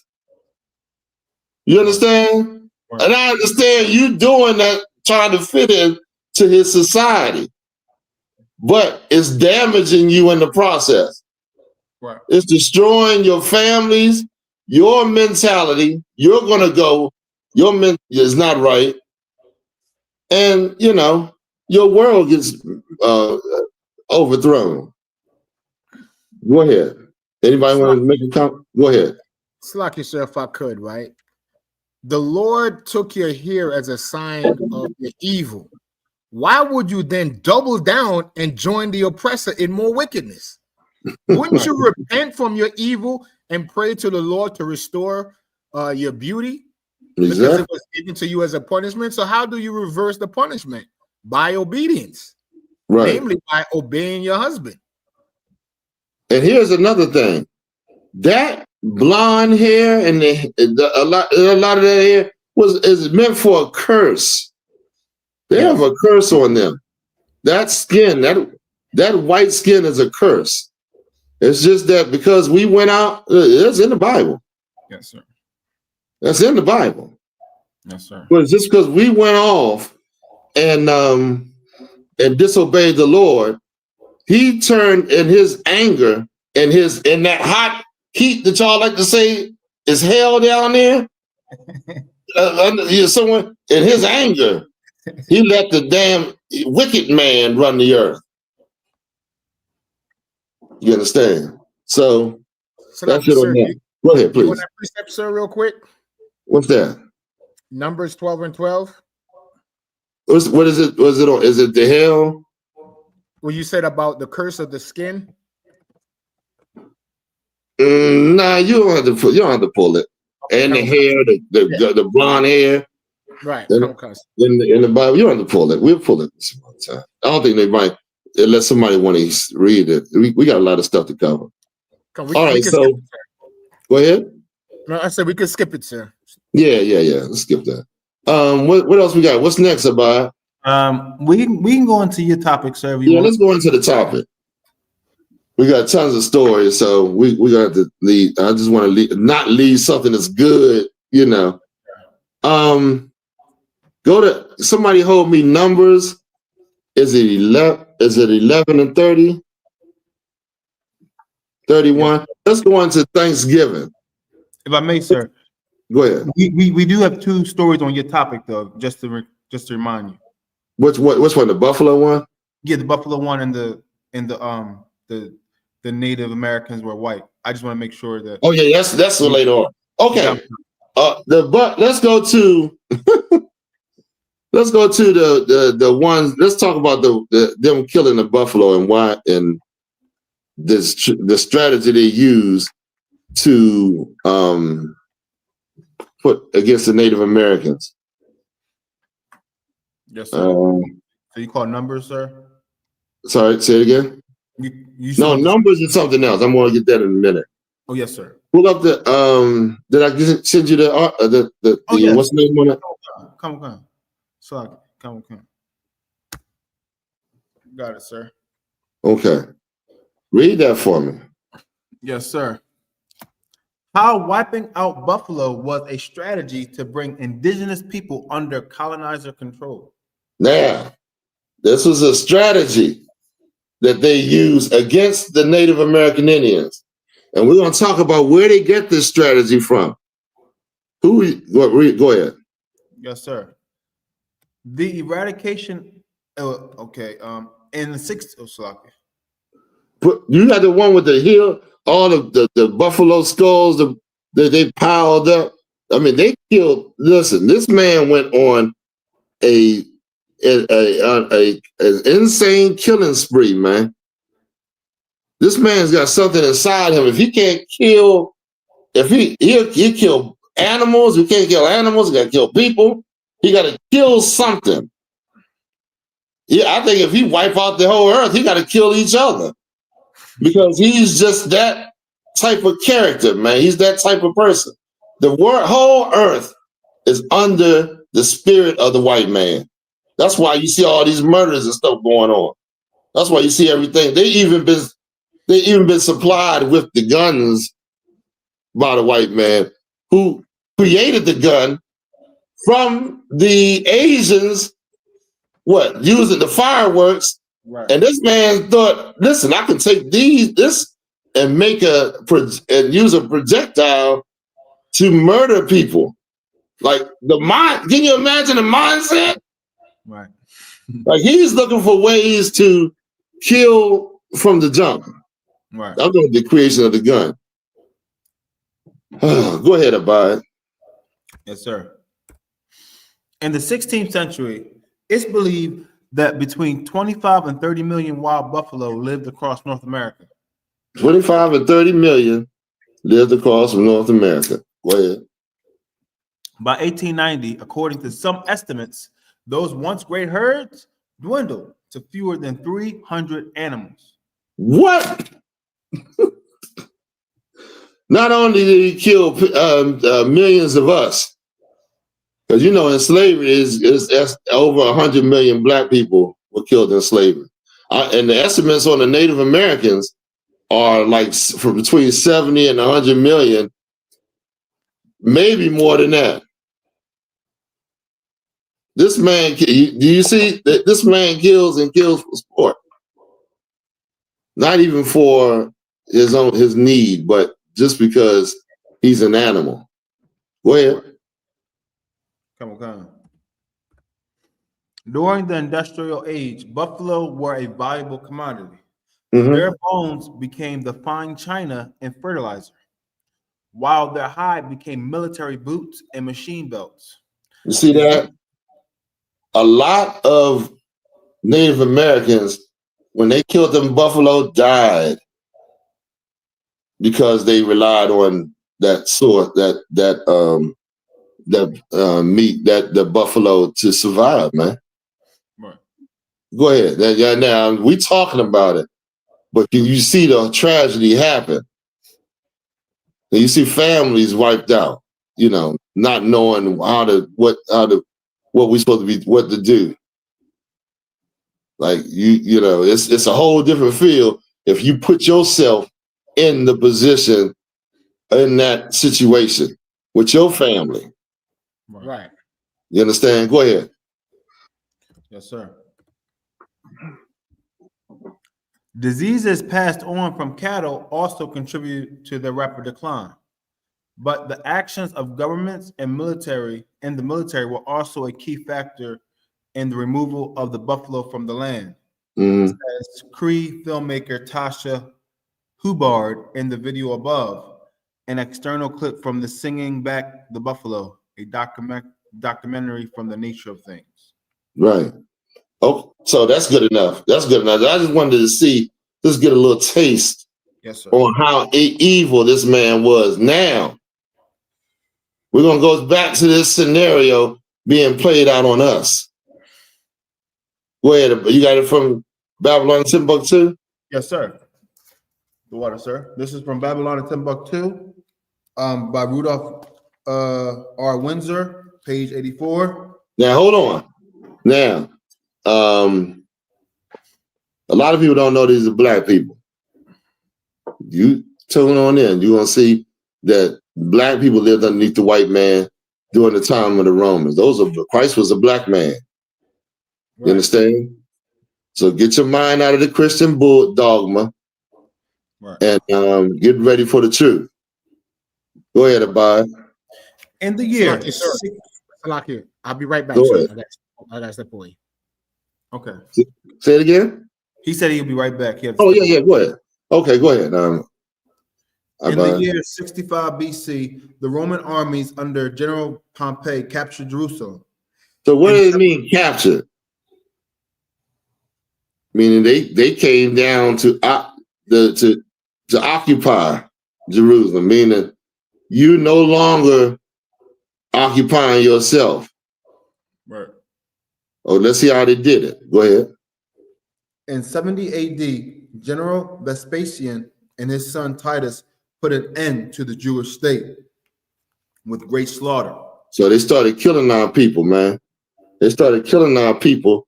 And of course, when somebody's starting shooting and killing or whatever they're doing, you run. You don't stay there to, especially, well, let's go ahead. During the period of the military governors. Hold on, wait a minute. During the period of the military governors, meaning, did it say where they put a garrison around and wouldn't let the people come in and out or come in or out? I think it may be further up. I don't got that one highlighted, yes, sir. So I'm not sure. Oh man. A lot of our people did not listen to Christ when he said, flee into the mountain. When you see the desolation, abomination stand, flee into the mountains. A lot of our people did not.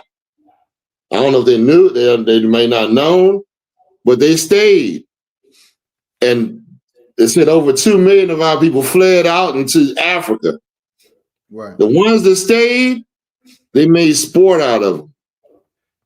This is the white man you see today that you think ain't had nothing to do with what happened in the past. They made sport out of our people. They put them in the arenas and had them fight the animals and each other, kill one another. They did all kinds of things. It says atrocities happened to the people. Right. Read on. Yes, sir. Many outrages and atrocities were committed against the residue of the people. The people that remained. Right. Go ahead. During the period from Pompey to Julius, it has been estimated that over 1 million Jews fled into Africa. Mm-hmm. But I want to.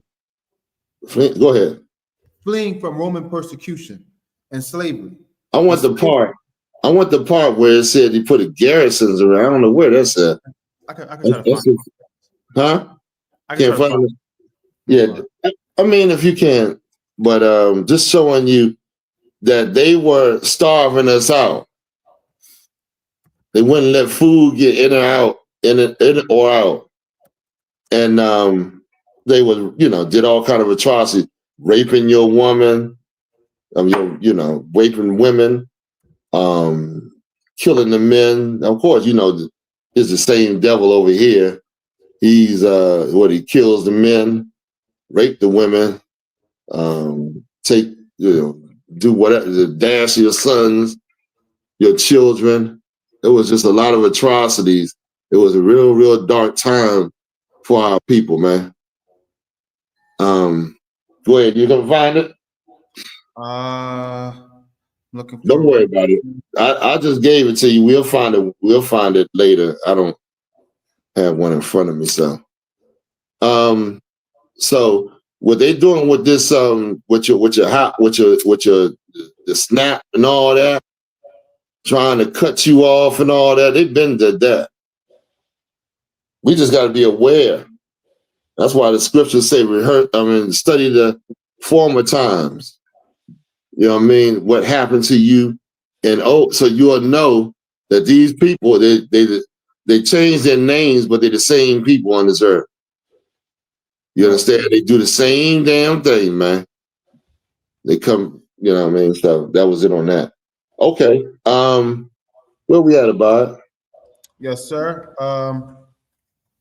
So did you want the Native Americans were white? The DNA? No. Not yet. Yes, let's sir. go to the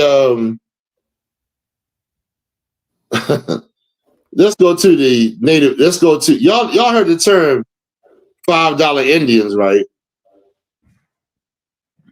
Yes. You ever heard that before? Yes, sir. You heard the term of pretendians?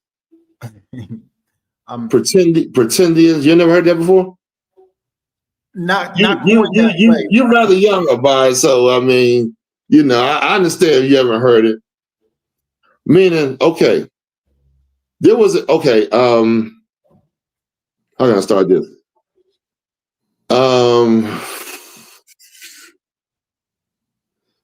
Let me just go to let me go into the history of it. I don't know if I want to go into that right now or just because I'm trying to put it all together in the right way. Okay, here's what we call the Dawes Rolls. You got that? I think I sent it to you before.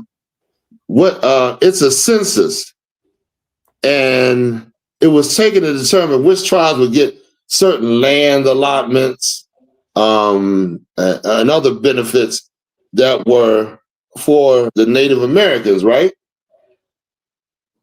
What happened through a lot of black people because of slavery fled into certain tribes, right? Right. And we bonded with the tribe of Gad. With marriage? Some of them had slaves, but they're not slaves like the white man. Meaning you would come there and you would work for them. Some adopted, right, children or whatever. But the tribe of Gad showed us you could intermarry and go and grow up, in their culture, in the Native American culture. Well, when white people did you got the Dawes Rolls? I think you gave it to a war, right? I'm sorry if I may. So I'm sorry. You gave it to a war. You gave that one to a No, war. I sent it to you. We had it last week, but okay. Yeah, but I don't think we didn't go into every time to go into it.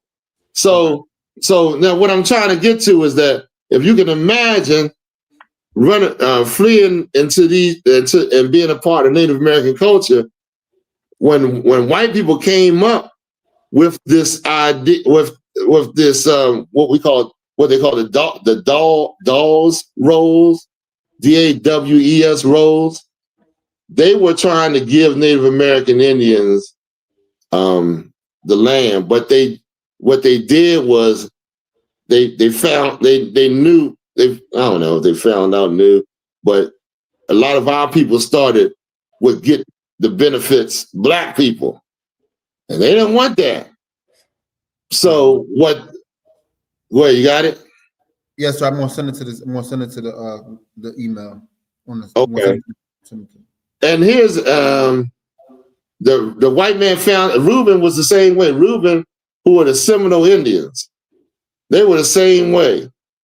They would take a lot of Black people went out of slavery and went down into Florida. Florida was a safe haven because of the United States.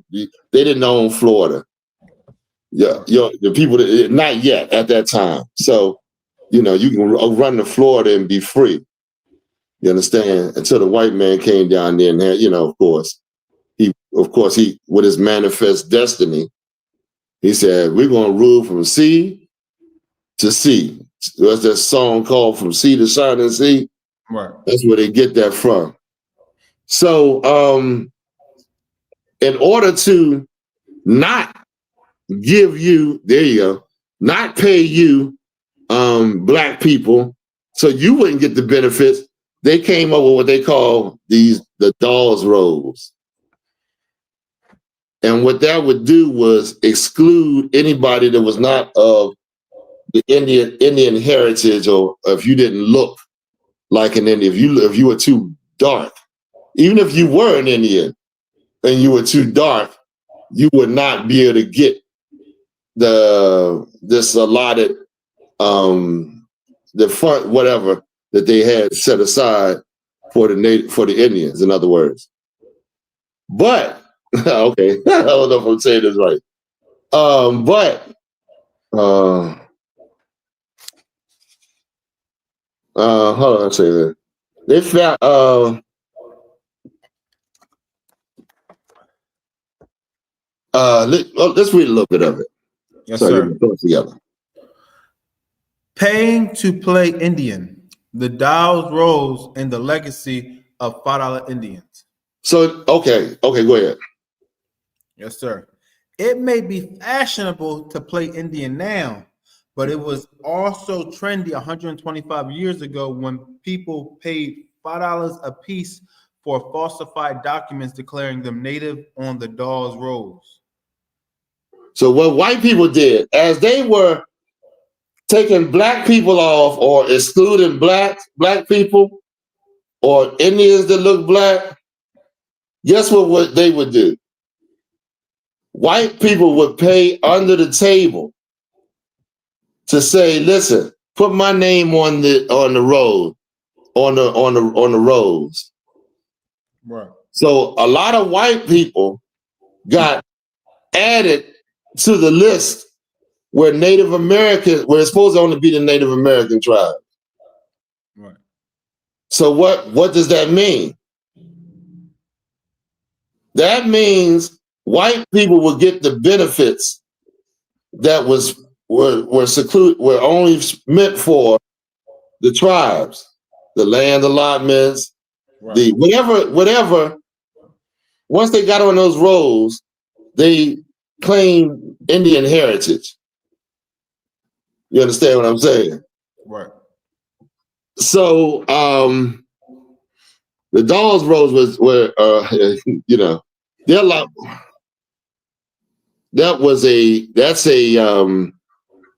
once white people got into Native American culture, you can exactly what happened.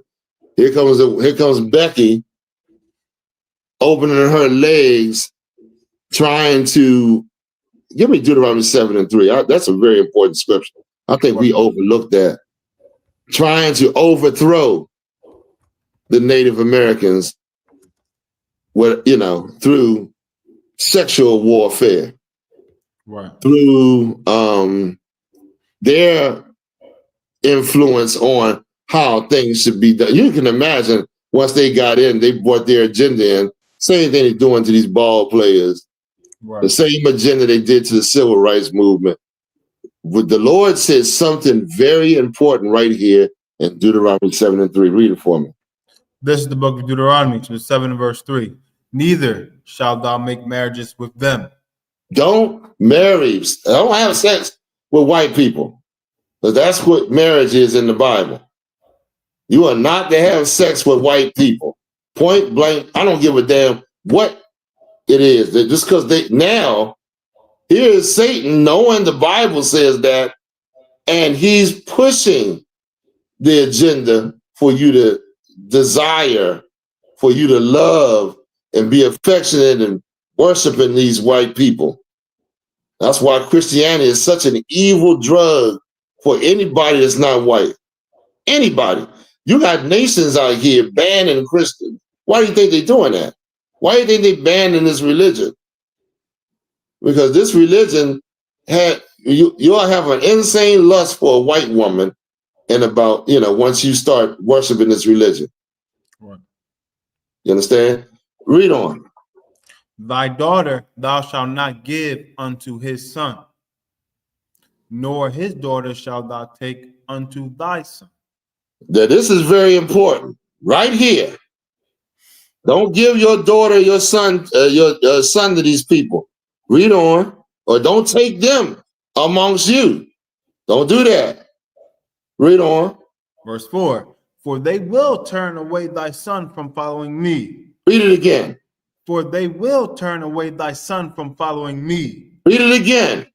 For they will turn away thy son from following me. Now, here's what we're supposed to be doing. We're supposed to be following the Lord. That's your main objective. That's everything in life. Right. But if your movement is the civil rights movement, they will turn you away from following that movement. Right. They will turn you away from your identity as an Indian or what, that thing that you hold dear. Right. That's what the Lord is trying to, even though he said they're going to turn you away from following me, it's this thing that they're doing is promoting them and turning you away from you, that's why the scriptures say, he said, I wanted the valley, he'll restore your soul, because your soul is lost because you're following them. You're being hijacked. White women laid with Martin Luther King, and what happened? Our whole nation got wiped out because we wanted to follow them, because we thought they were better. Right. That's what the scriptures say. Keep going. Okay. Verse 4. Oh. Yes, sir. That they may serve other gods.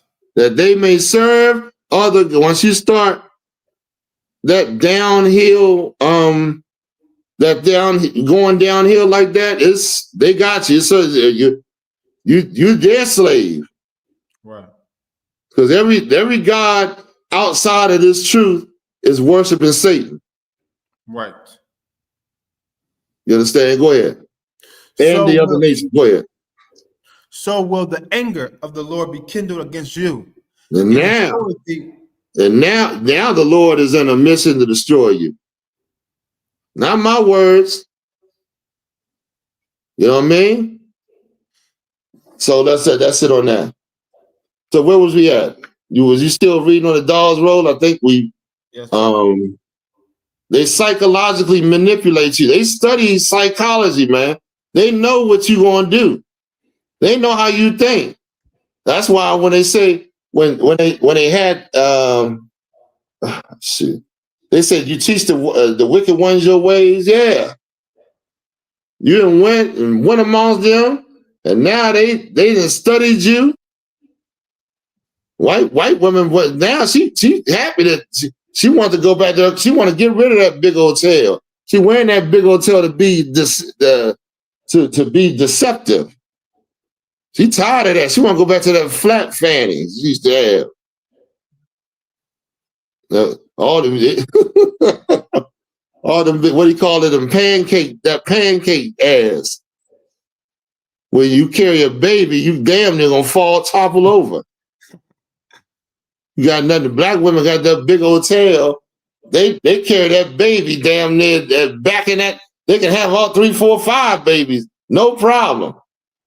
White women having all kind of back problems and hunching over. Oh, they used to have them hunchbacks back in the day. Remember that? They don't have 2 more. They didn't learn from black women. Oh, you can. This tail is meant for quite a few different things. It's useful for. You know. Go ahead.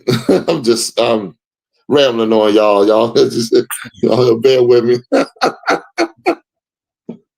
That tail give you some leverage. God damn it. Lord knew what he was doing. Lord said, I got to make something fire for the black man, Latino man. Of course, we all the same. Native American Indian man. I got to make a fire woman for them. You know, what was that song? Why do birds? Wait, hold on. Why do birds suddenly appear every time you near? Do you remember that? Y'all remember that about? That's an old song. You don't know what I'm talking about. Go ahead, Avaz. They won't let me play no music no more. I used to love playing that music, man. All right, go ahead. Yes, sir. Yes, sir. You want me to keep reading, sir? Oh, what is that? It? Is it Julie Artie? Is that the artist? Who? We can't play it. From Why Do Birds Suddenly Appear? No, don't play that. I'm not playing that. It's a couple of people did that. Okay, we did. Don't worry about that. I'm just mentioning. I'm just rambling on. Okay. All right. He was holding that. Let's go to this Thanksgiving and the evil. The Lord said, and what's the one he said? I despise, I hate your feast days. Amos, sir. Amos 5:21. Like this Thanksgiving is a wicked holiday. It didn't happen before. Okay, let me help y'all out. Thanksgiving was not no kind of holiday before the white man came over here with the Indians and, and created this day. The white people, this is a day for a white man to enjoy because of the things that he done stole. And he made a holiday to represent that. And we, of course, wanting to be a part of America and a part of this place, join him in his celebrations. Right. And this is evil. It doesn't come from the Lord. It comes from the white man. Go ahead. This is the book of Amos, chapter 5 and verse 21. I despise your feast days. The key is your, because it didn't come from the Lord. The Lord has feast days in Leviticus, the 23rd chapter. But your feast days is a day that you claim for yourself. And God said, what? I hate. You want to know what God hates? He hates any day that he didn't tell you to celebrate. Keep going. Okay. And I will not smell in your solemn assemblies. Why did God say that? Why did God say I will not smell in your solemn assemblies? What's a solemn assembly? Go ahead. No, hold on. Let somebody in the class answer. Yes, sir. What's a solemn assembly? Let me see if we got anybody. No answers yet, sir. No answers yet? We might have to go ahead. I might give him a second, though. Yeah. A solemn assembly. Very important to understand this scripture here. This is something. Oh, we got a response, sir. Come on with it. Junior.Regal Sandoval says congregation or come Right, together. but yeah, it's you halfway there. He also says come together. Come together what? What is solemn? So, assemblies is come together, right? Because you're assembling yourself together. What is solemn?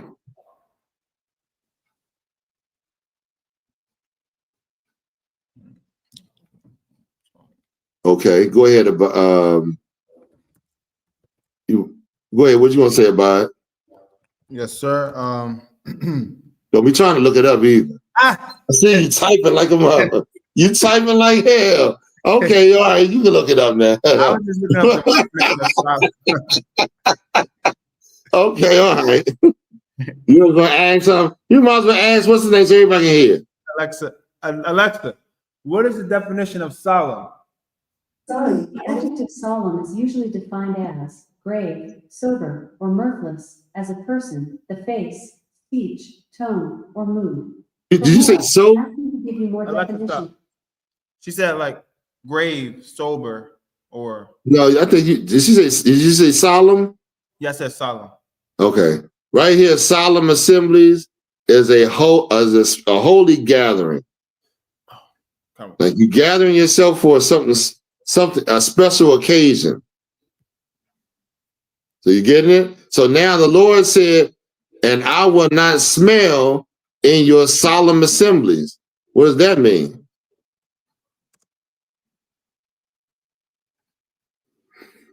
Why is he saying he will not smell?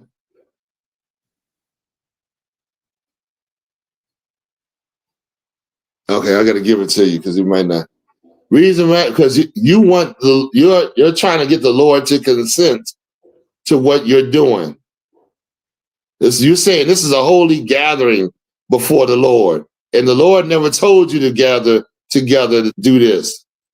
He said, and I'm not with that. I'm not going to be join you in your evil. Right. I will not smell. Meaning he would smell when we did our sacrifices. Right.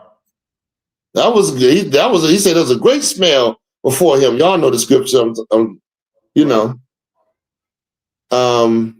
Read on. Yes, sir. Verse 22. Though ye offer me burnt offerings and your meat offerings, I will not accept them. God said, you offering it to him because you acting like God wants you, like Thanksgiving.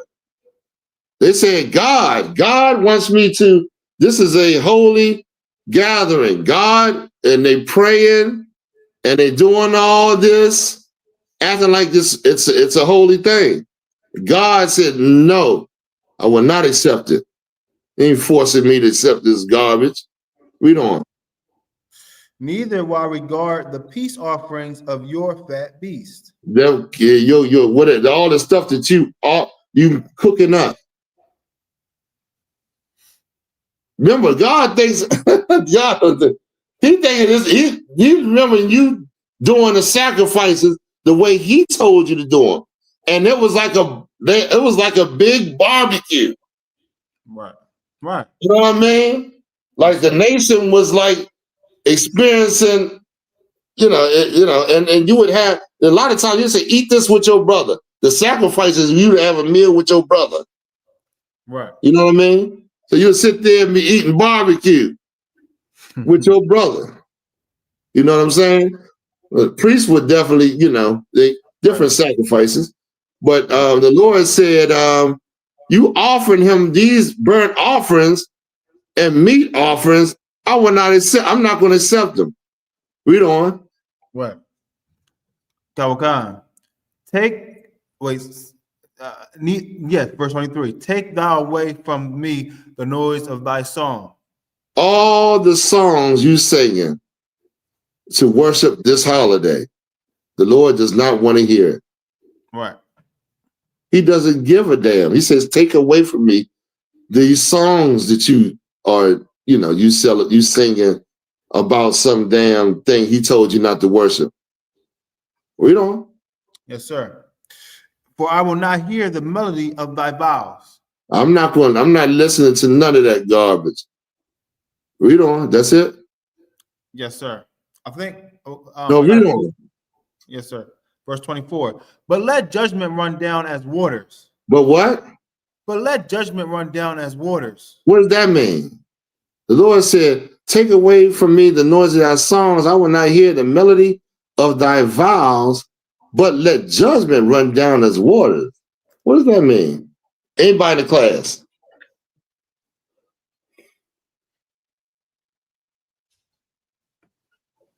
What does that mean? I'll give you a clue. Black people say, they always talk about, I don't judge, I don't judge. God said, but let judgment run down as waters. Right. That kills that I don't judge crap. Right. What is he saying?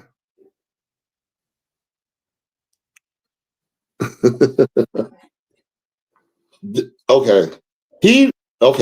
Instead of you running around here offering your fake holiday and all the singing this and that and doing all this, why don't you judge the people that have done you wrong, man? Right. I don't mean going out there killing them, because a judgment is a punishment. But in your mind, not go to this goddamn place, celebrate this goddamn Thanksgiving like it's something right before the Lord. Like you can't even make the judgment in your head that this is a wicked ass holiday, man. Right. Because you get a plate of food. Because you have to sit back and watch it. The football game that's not, even though it's not wicked, but celebrating this whole thing is wicked. Right. Damn. That the Lord hates. Right. That's but let judgment rain down as well. He wants judgment on this place, man. He wants the wicked to be accounted for. He don't want you to go after this man and done all these done this against you and your whole nation and the Lord, for you to go and just get down with them and just seek out their way. Nah, he wants you to do what the hell he told you to do. Right. That's it on that. Give me the one 60. That's the one I told you right down, 65 and 16. Yes, sir.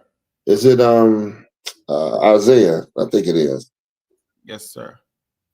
Where it said, go ahead. I also got a precept, sir, if I may. Okay, let's hear yours first. Hear yours? Anybody got anything to say? Let's hear it. I'd love to hear it. Go ahead. What you got? Yes, sir. This is the book of Ecclesiasticus, chapter 33 and verse 7. Why doth one day excel another, when as all the light of every day in the year is of the sun? Meaning, what makes one day better than another? When one day, better than another. When the sun comes out on every day.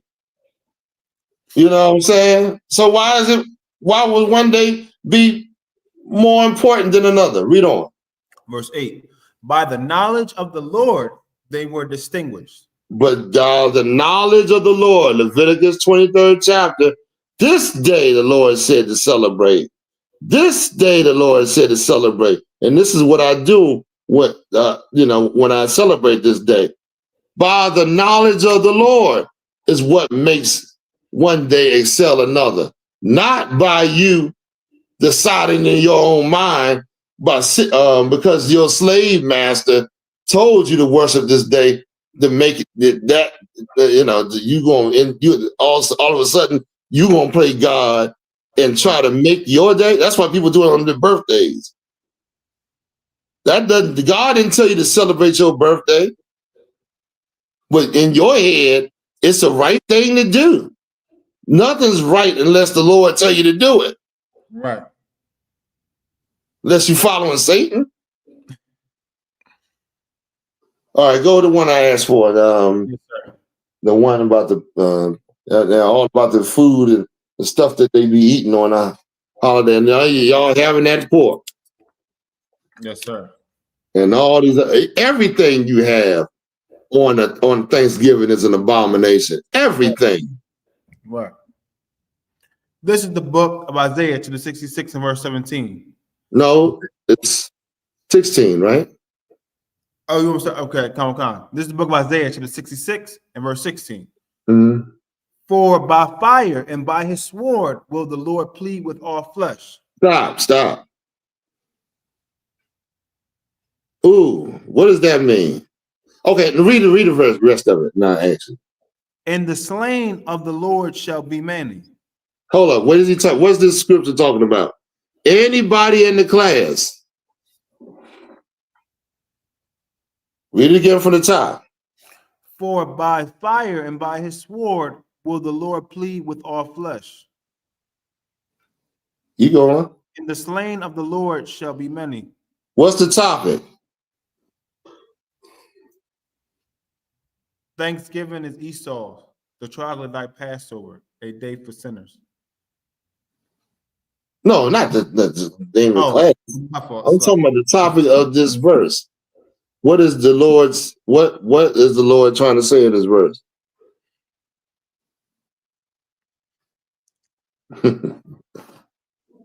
He's well, okay. Y'all anybody want to take care of it in the class? Anybody want to try to answer? They don't listen. If you answer and it's wrong, so what? You learn it. I mean, find it out. Right. You know what I mean?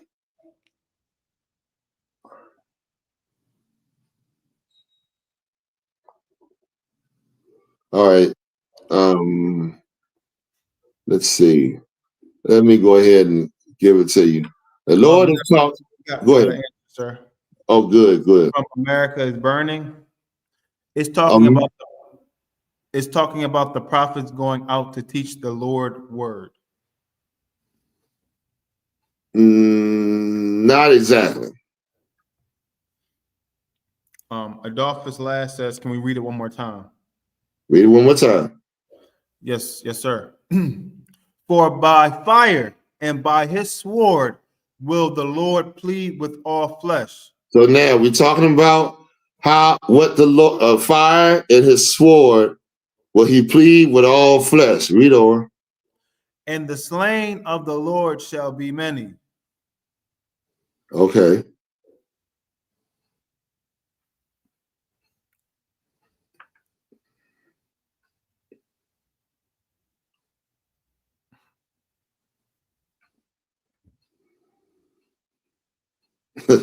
I'm gonna let you answer about it. I think you might know it, but I was trying to get somebody a little chance to. Yes, sir. Oh, we got America is burning. Okay. The fire is the Lord's judgment. Right. And the sword is going to kill. Adolphus Lass says the Lord is going to unalive many. He got it. I'm gonna let him go on with that. When Christ come back, there's going a lot of death is going to be on this earth. He said he's going to plead by fire. What's the fire? That's the destruction coming. And his sword will he plead with all flesh. What is he going to plead with him for? For what? The call, what? Your cause. The laws. The Lord don't plead like you and I plead. He's coming back to kill those that does not do what he tells them to do. He plead with all flesh the case of the Father.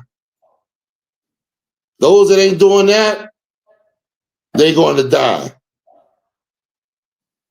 You follow what I'm saying? Yes, sir. Yeah, he pleads with all flesh. We don't, and the slain. Then he's talking about how many people gonna kill. There's gonna be many people dead because they don't obey the Father. So now, if Christianity is teaching the truth, then why is there going to be so many dead? Because it ain't teaching you the truth. Right. It just said it in the scripture. Read on. Verse 17. They that sanctify themselves and purify themselves in the gardens behind one tree in the midst, eating swine's flesh and the abomination. Hold on, wait a minute. Wait, hold on. Slow down about it. What is he saying right here?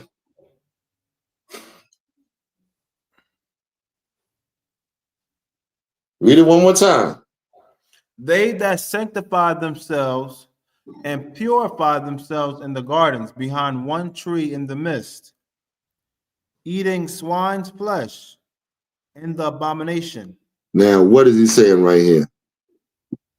Is that the end of the scripture? Hold on, sir. Keep going. And the mouse shall be And the mouth. Keep going. Shall be consumed together, saith the Lord. Go ahead. What is he saying? This is a Christian scripture right here. And this is what that people all right, for time's sake, y'all better come on to answers. I'm gonna go ahead and break it down. We got some responses, sir. He see, go ahead. Blank name 600 says, talking about the Christians eating their pork chops. Woo! And abomination, yes. But what are they doing? They're eating their pork chops, you right. But what is the first part of the verse saying they doing? You right on that.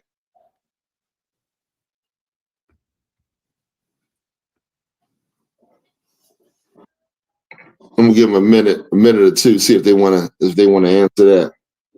But War, get ready for the what you gonna bring out about the what's his name? The Pequot Indians, sir? Yeah, the Pequot Indians. Did you find that? Sir. Okay. Anybody want to answer? Okay, I'm gonna tell you. They acting like they clean. They sanctify themselves and purify themselves in the gardens. What are they talking about? Baptized, like you clean. Like you, I'm clean before they doing out in front of the people, and then they go and hide and eat swine's flesh and abomination. Right there, it says in the garden behind one. They go behind the tree in the midst eating swine's flesh or whatever. I can't really see it that good. Yes, sir. What it says? They that sanctify themselves and purify themselves in the gardens behind one tree. He said, those are the people I'm going to kill. See that? People talking about they baptized, so they saved. You're going to die when Christ returns. You're going to die when through this in this nuclear war, because you're not clean. Even though the white man that deceived you into thinking, hey, I'm clean because I got baptized in water. That's not the case. Now God just said it right there. All right, let's go to the one. What's the next one I asked? I told you to hold for me. Yes, sir. Proverbs 28:9, sir. Yeah. Oh, yeah, that's a good one. That's a good one. That's the one if you pray over an abomination, right? Yes, sir. That's a 28:9. You got the other one, Hawar. Remember, I was thinking that was this. I was thinking Proverbs 28:9. You got the other 28:9, right? Sir, Isaiah 28:8. 28:8. Okay, 8. Okay, read this one.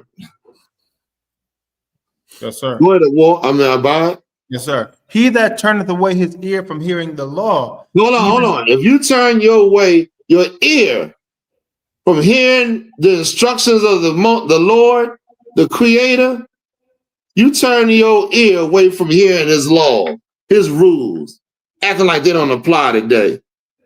God's laws are done away with. He that turneth away his ear from hearing the law, what? Okay. Even his prayer shall be an abomination. Your prayer is an abomination. The Lord looks at your prayer like it's a disgusting, wicked thing. Oh yeah, it's right there in the Bible. They love celebrating that Thanksgiving. That's an abomination, man. We ain't got no business in white people's business. Right. We got our own business to tend to. Okay, go ahead, Award. Let's get it real quick because I got a couple more things that I'm going to end the class. I think I'm going to hit this Thanksgiving real good. Go ahead. This is the history of the Pequot Indian and the Mystic Massacre. The Mystic Massacre, also known as the Pequot Massacre and the Battle of Fort Mystic, took place on May 26, 1637, during the Pequot Wars. Now, I wanted to bring this out to show you how cruel this bastard is, man. Right. This is a cruel, oppressive a man that we trying to act like he's holy and he's right and he's God. Right. He's Jesus. He's the white Jews over there in the land. Go ahead, Hawar.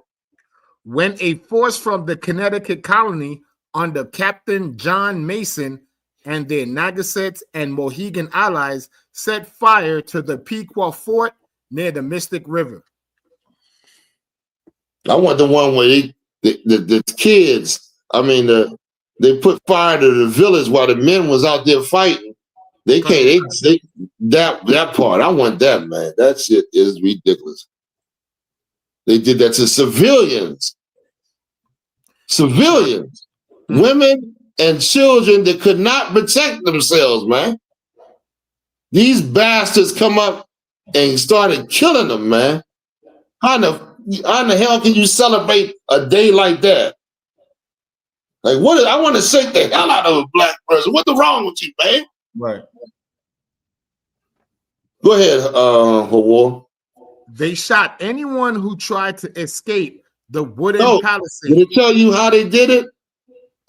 When they went and set the village on fire, it should be up a little further. Okay. No, these are diabolical bastards right here, boy.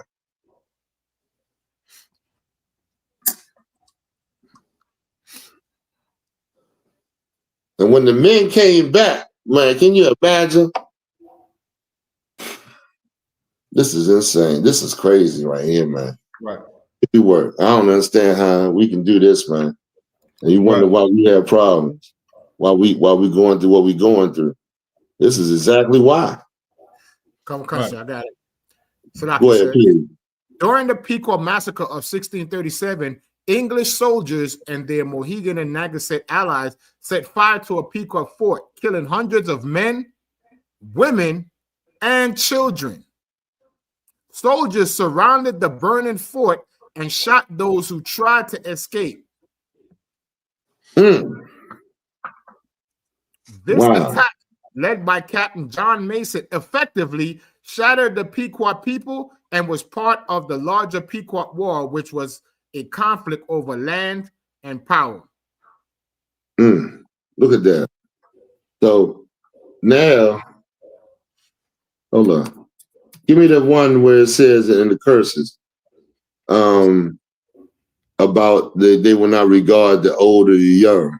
Yes, sir. All right, They don't give a damn. 48. Hold on 1 second. Oh, yeah. Well, this is the spirit on this man. He'll act like he's your friend to gain leverage over you, man. I don't hang around these people, man. I tell y'all, man, this is you hanging around these people, you showing these people love, man. And they don't deserve none of your love. They did this same thing to the slaves when they burned what's the name? when they burned the church or something. What was it, a church or something like that? And then anybody tried to come out the church, they would shoot them. Same thing.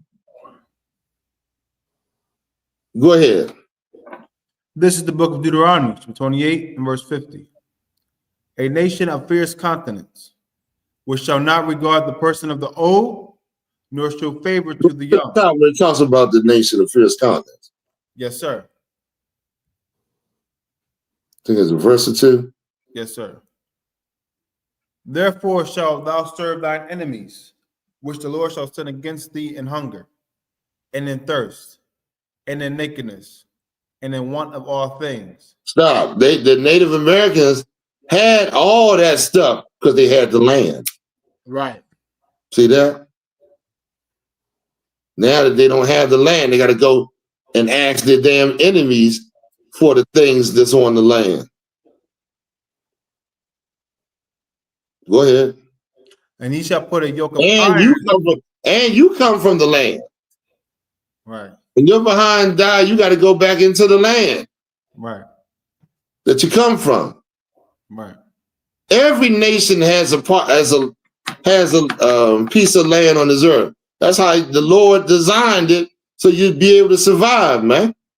As a nation. How the hell you ain't got no land? You don't know something's wrong here? Right. You trying to figure this shit out on your own and ain't listening to the Lord? He knows why you ain't got no land. Because you're disrespectful to him. Right. Show him some goddamn respect, and maybe you'll get your goddamn land back. Go ahead, finish reading. Yes, sir. And in want of all things, and he shall put a yoke of iron upon thy neck until he shall put a yoke of iron upon your neck, like you a goddamn animal. That iron was, they put their yoke on them oxes. It's on your neck now. You the ox. The white man said you the animal, he meant that shit. Right. Go ahead. Until he have destroyed thee, verse 49. Until he have destroyed thee. And he has destroyed us. And we go following our destruction. You celebrating Thanksgiving, you are complicit in your destruction, man. Go ahead. Because the Lord just said he going to destroy you. He going to be the man to abort your kids. He going to be the man to come amongst you to act like he got some allegiance with you, and then turn on your ass, and you're going to find out he never had no allegiance with you. Just to disrupt your peace.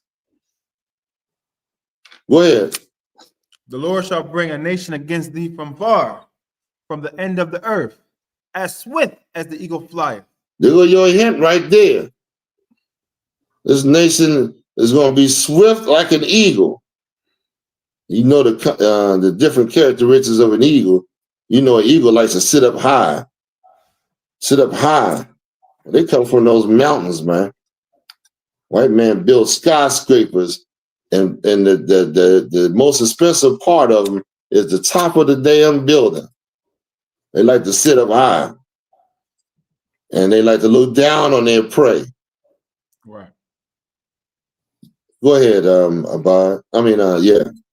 A nation whose tongue thou shalt not understand. And we understand English now, but it was a time when we didn't know no goddamn English.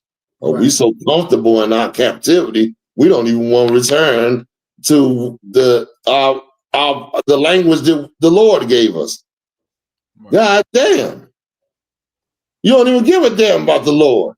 You sitting here wallowing in your captivity. Right. Get up off your ass and return back to the Lord. Right. What's wrong with you, man? Right. Or die here with the man that, what did the Lord, what did he just say? He does not regard you.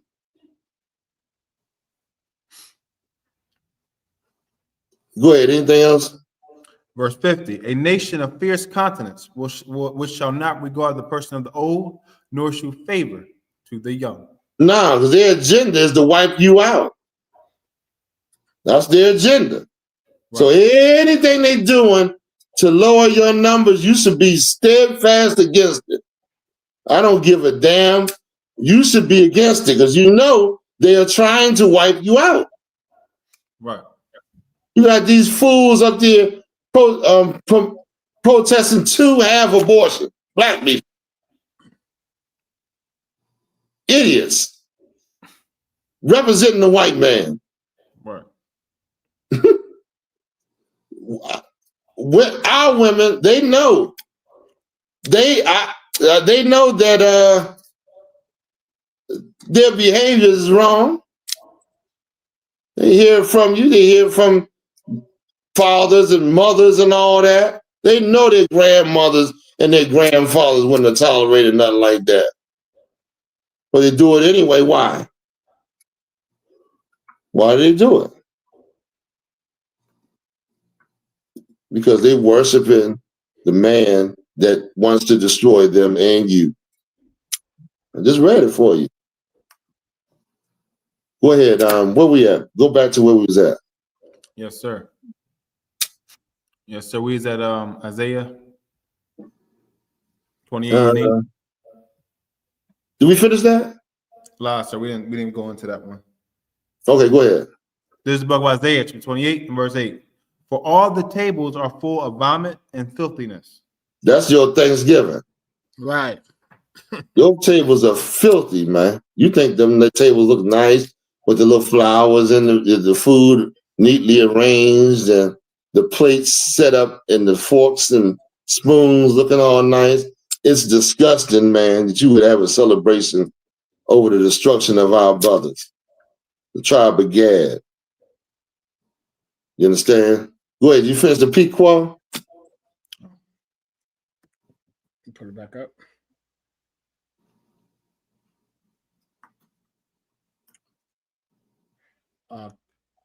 Main Pequot Fort Mystic in 1630, killing an estimated 500 men, women, and children inside.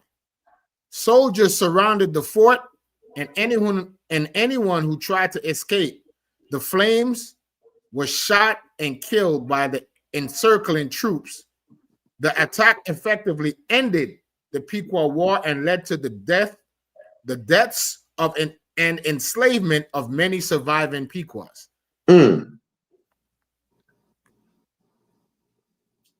Somebody give me numbers 11 to 31. Yes, sir. You know, the Lord punished us when we went against him in the wilderness. Y'all know about that, right? Yes, sir. Salaki, sir, there's some bullet points about the event as well. Oh, the Pequot? Come on, sir.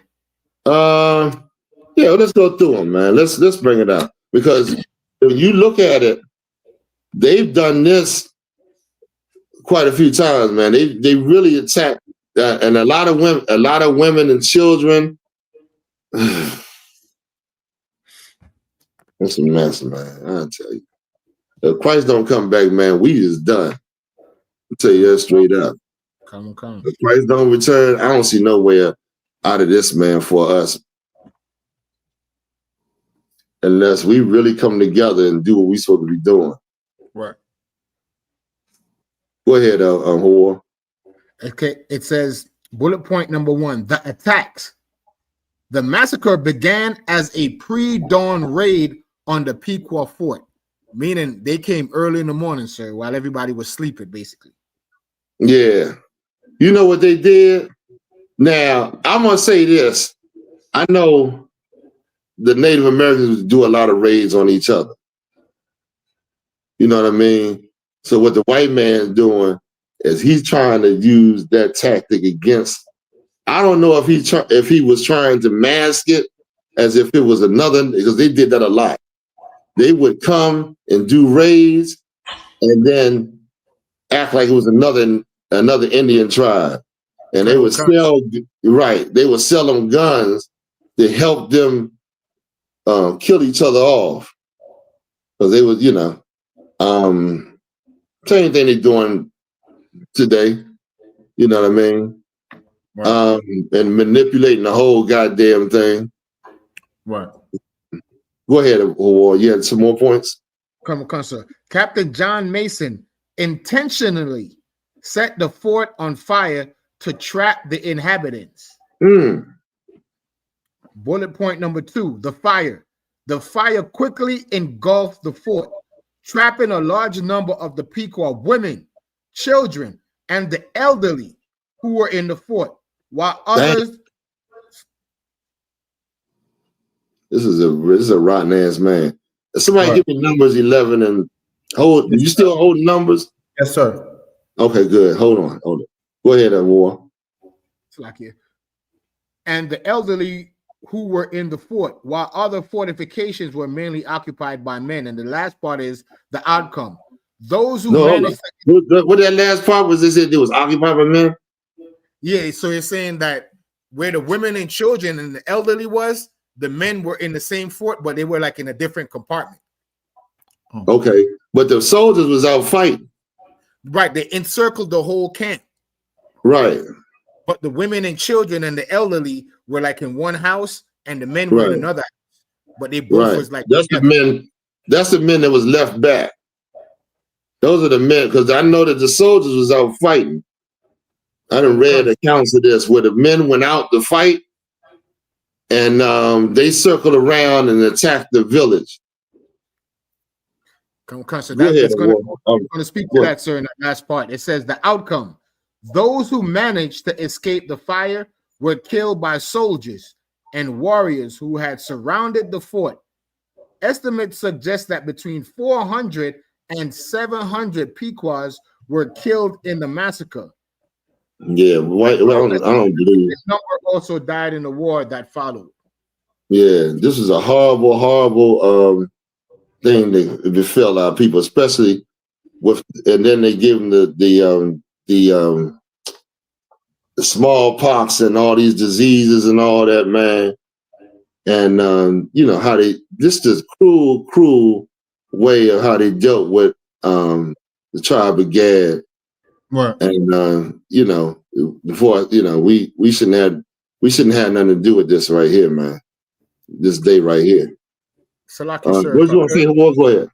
Salaki, sir. Yesterday at camp, that's what I was bringing out. I said, if you Black, Latino, and Native Indian, celebrating Thanksgiving is like if we decided to celebrate 9/11 with a turkey. Right. You know, if we decided to celebrate Pearl Harbor with a turkey. Right. If we decide to celebrate the Civil War, anything that our oppressor lost their life in, or even your own family member, you know, they lost their life, and then we decide to have a meal, you know, to basically denigrate, you know, their sacrifice or what happened to them. Ridiculous.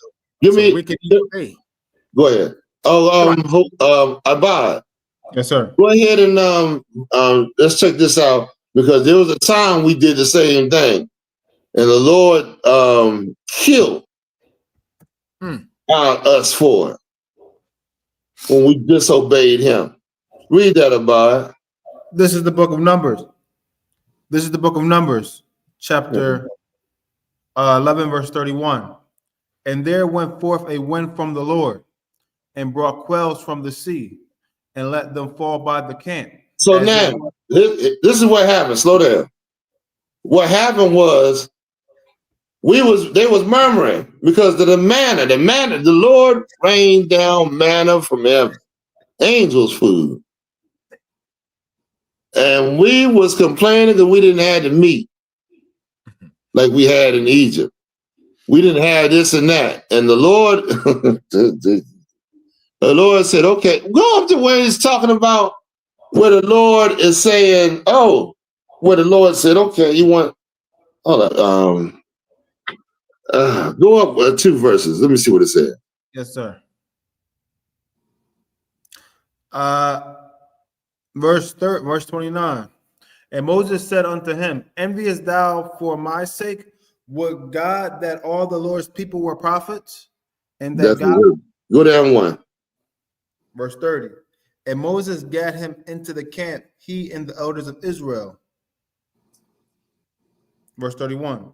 And there went forth a wind from the Lord, and brought No, that's not it. I gotta. It's probably up further. I gotta find out where the people were murmuring, and then it said, and then they went where they was talking about we had good meats in Egypt and something like that.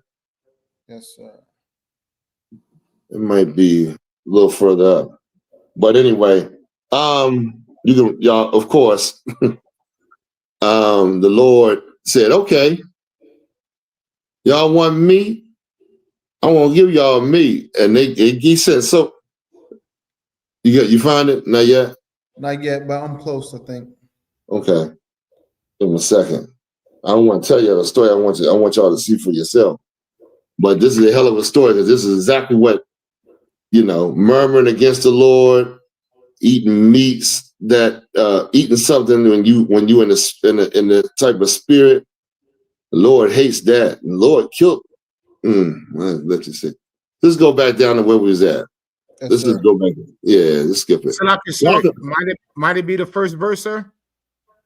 What does it say?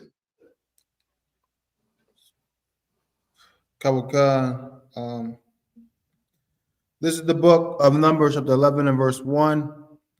And when the people complained, it displeased the Lord, and the Lord heard it. And his anger was kindled, and the fire of the Lord burnt among them and consumed them that were in the uttermost parts of the camp. Keep going. Verse 2. And the people cried unto Moses, and when Moses prayed unto the Lord, the fire was quenched. I'm going to skip to verse 4. And the mixed multitude that was among them fell a lusting. And the children of Israel also wept again and said, who shall give us flesh to eat? There you go. Who going? Keep going. So now the mixed multitude was who? People think this. What does that mean? Mixed multitude. Go ahead, Abad. It was the ones that obeyed Moses and the ones that didn't. Right. The ones mixed in mind, mixed in I don't want to say it. It was the mixed. Some was against the Lord, some was with the Lord. So that's a mixed multitude. You understand? Go ahead. Verse 5. We remember the fish which we did eat in Egypt freely, the cucumbers and the melons and the leeks and the onions and the garlic. Verse 6. But now our soul is dried away. There is nothing at all besides this manna before our eyes. You ever try to help someone and they just complaining about the help you get or did something like that? Just ungrateful. That's exactly what you're reading right here. This is insane. What the Lord is actually trying to not only help you, but set you up to be the number one nation. Meaning after this, you're going to get everything you want. But you're going to have to go through this period, and this is a trial period to see if you're going to obey the Lord. Right. Lord is trying to see who are you willing to do, are you fit to do this job of being the kings of the earth, the princes of the earth, and do his will on the earth. Right. That's what it's talking about. How you going to obey the Lord when he sets you up to be his people and you go and eat pork and, have sex with other nations? And what kind of setup is that? The Lord going to be like, what the hell have I done? Like, this place supposed to be ran in order. I put a bunch of fools in office. You know what I mean? Yes, sir. That's not going to go. So now the Lord he's knowing why you're complaining because you don't want to, you don't want to obey him. And let me tell you something, black man. If your woman complains to you and argues with you, it's because she just doesn't want to obey. She's not willing to submit to you. That's what it is. Or why are you arguing with me? You know what I mean? What's the point? You know what I mean? And something you disagree with, of course, and the Lord will remove him if he ain't in the right order and you doing what's right. Other than that, you ain't got nothing to what you worried about, especially if you're in school. You're in I.S.U.P.K, you got all the counsel you can get. You got the brotherhood, you know, I mean, it's just so many avenues that you have to support you, you know, as a black man and a black woman, or, you know, of the tribes. You know, you have no reason to, you know, to be rebellious and all that. Right. You know what I mean? So go ahead, finish this up. Verse 7. And the manna was a coriander seed, and the color thereof was the color of beldium. Go down to, go ahead. And the people went about and gathered it and ground it in the mills and beat it in a mortar and baked it in pans and made cakes of it, and taste of it was as the taste of fresh oil. Oh. Keep going. So now they take the seed, they grind it up and all that and make like cakes and bread, you know, and all that with it. What he's explaining. Go ahead. Verse 9. And when the dew fell upon the camp in the night. Go to verse 10. Verse 10. Then Moses heard the people wept throughout their families, every man in the door of his tent, and the anger of the Lord was kindled greatly. Moses also was displeased. And Moses said unto the Lord, wherefore hast thou afflicted thy servant? And wherefore has I not found favor in thy sight, that thou layest the burden of all this people upon me? Go ahead. No, go down to the part where he said, no, go back to where we left off before. Verse 31. And so y'all know pretty much we were complaining about the flesh and all that, and the Lord was displeased. Read on. Verse 31. And there went forth a wind from the Lord, and the Lord brought quails from the sea, and he let them fall by the camp, as it were a day's journey on this side, and as it were a day's journey on the other side, round about the camp. You go. So now the Lord heard it. The Lord said, okay, you want flesh to eat? I want to bring these quails in. He brought quails in too, baby. He brought them in. Read on. And as it were 2 cubits high upon the face of the earth. So there's so many quails that it was like rising up off the ground that the Lord brought in. Read on. And the people stood up all that day and all that night, and the next day, and they gathered the quails. He that gathered least gathered 10 homers, and they spread them all abroad for themselves round about the camp. So they was ready. They were ready. They was ready to have Thanksgiving dinner. They're going against the Lord. They're finna sit down and enjoy these quail. Just like they're gonna sit down and enjoy that turkey. Read on. Verse 33. And while the flesh was yet between their teeth. And while they eating the turkey, while the flesh was between their teeth. You going. It was chewed. The wrath of the Lord was kindled against the people, and the Lord smote the people with a very great plague. The Lord killed them for this disobedience.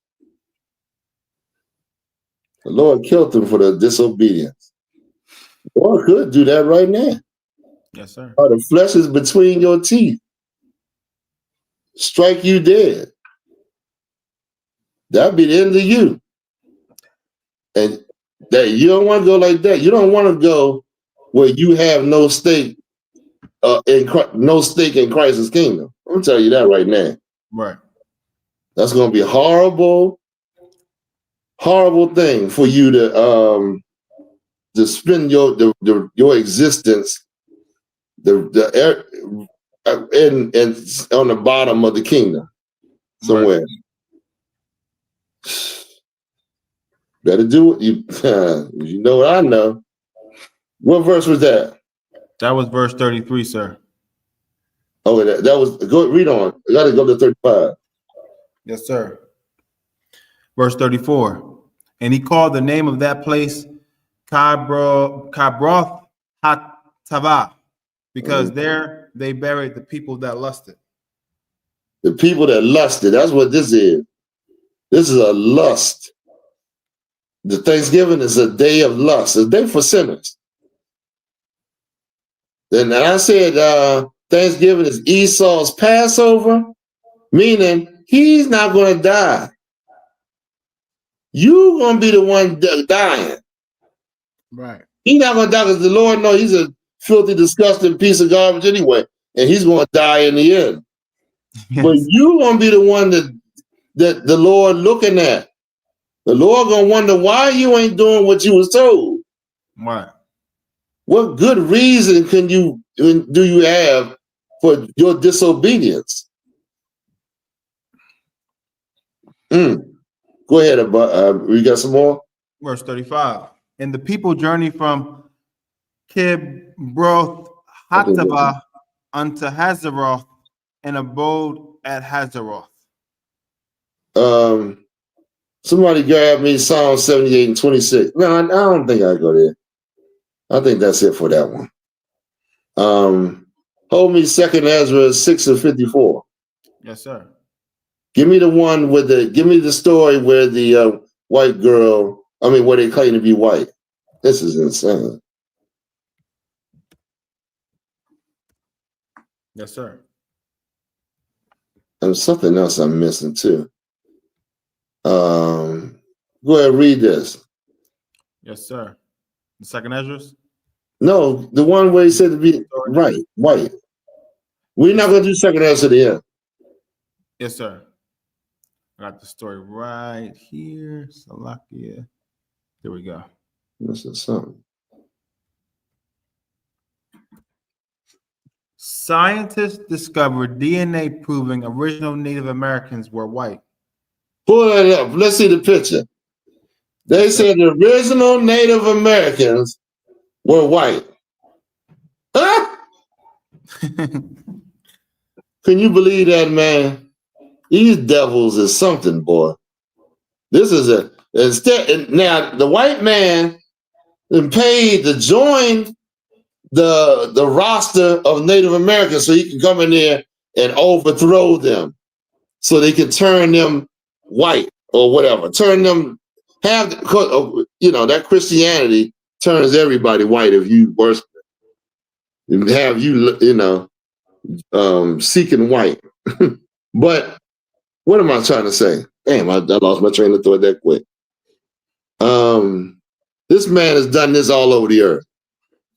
Look at Egypt. Right. He said, listen, they go over there. Before you know it, the Egyptians don't know what the hell hit them. They, all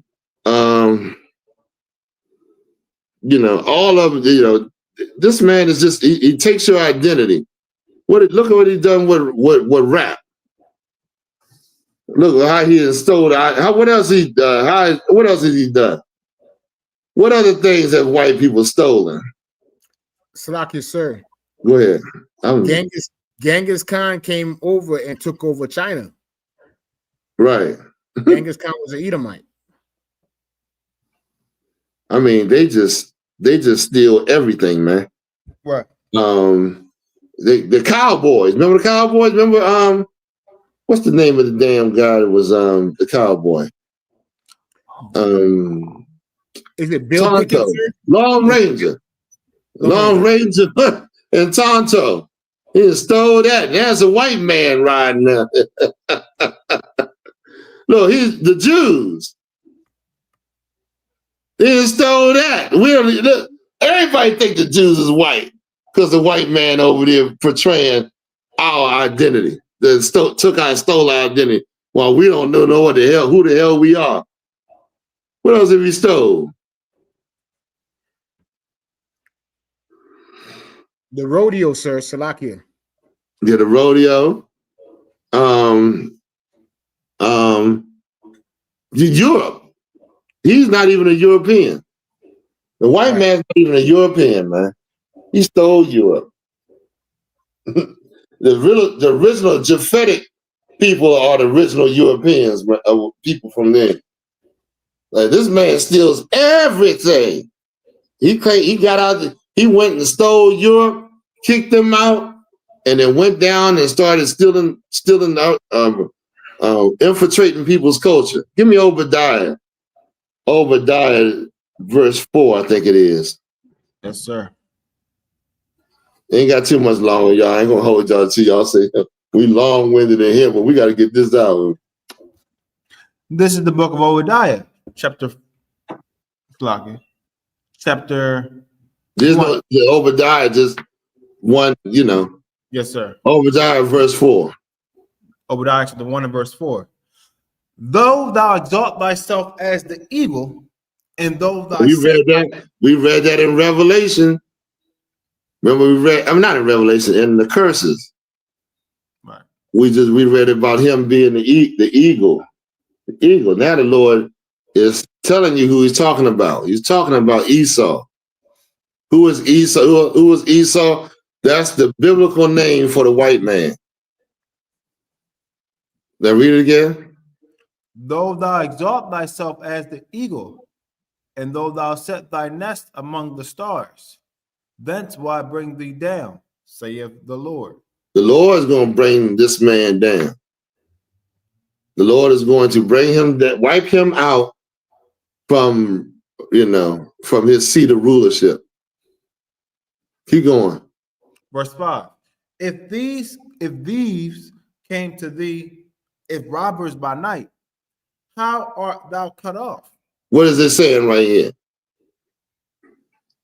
What is the Lord asking right here? Anybody, come on. It's real easy.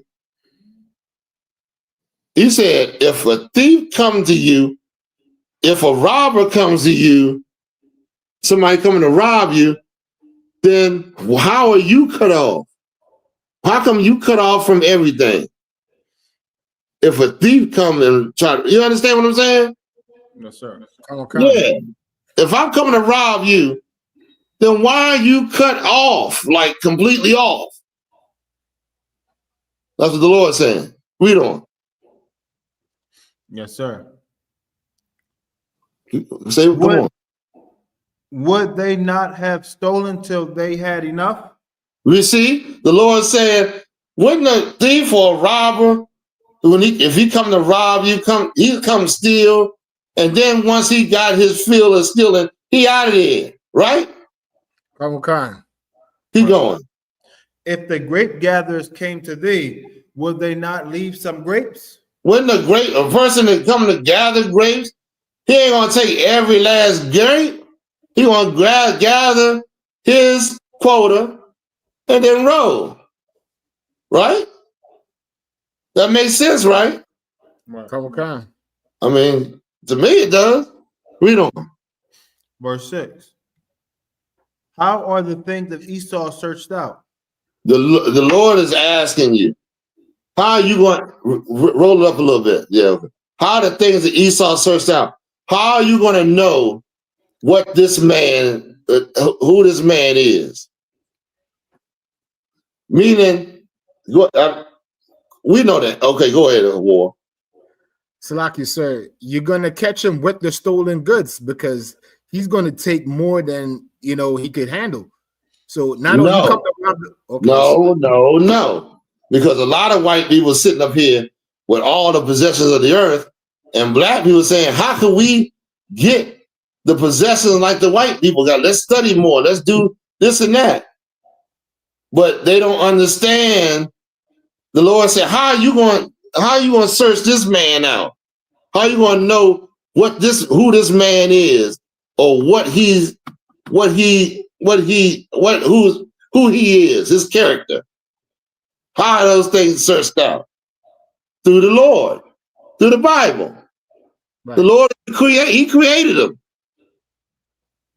You think you're going to just study him and search him out on your own and not understand? There's some people that have done that for years and years and years and still don't understand who this white man is, where he comes from, what he has done on this earth, all that. Meaning, only way you're going to search him out is through the Lord telling you, this is what this man is. This is what he's going to do. This is how the type of character he is. He's not going to care about nobody. He's going to take, he's going to steal, he's going to rob, he's going to lie to you.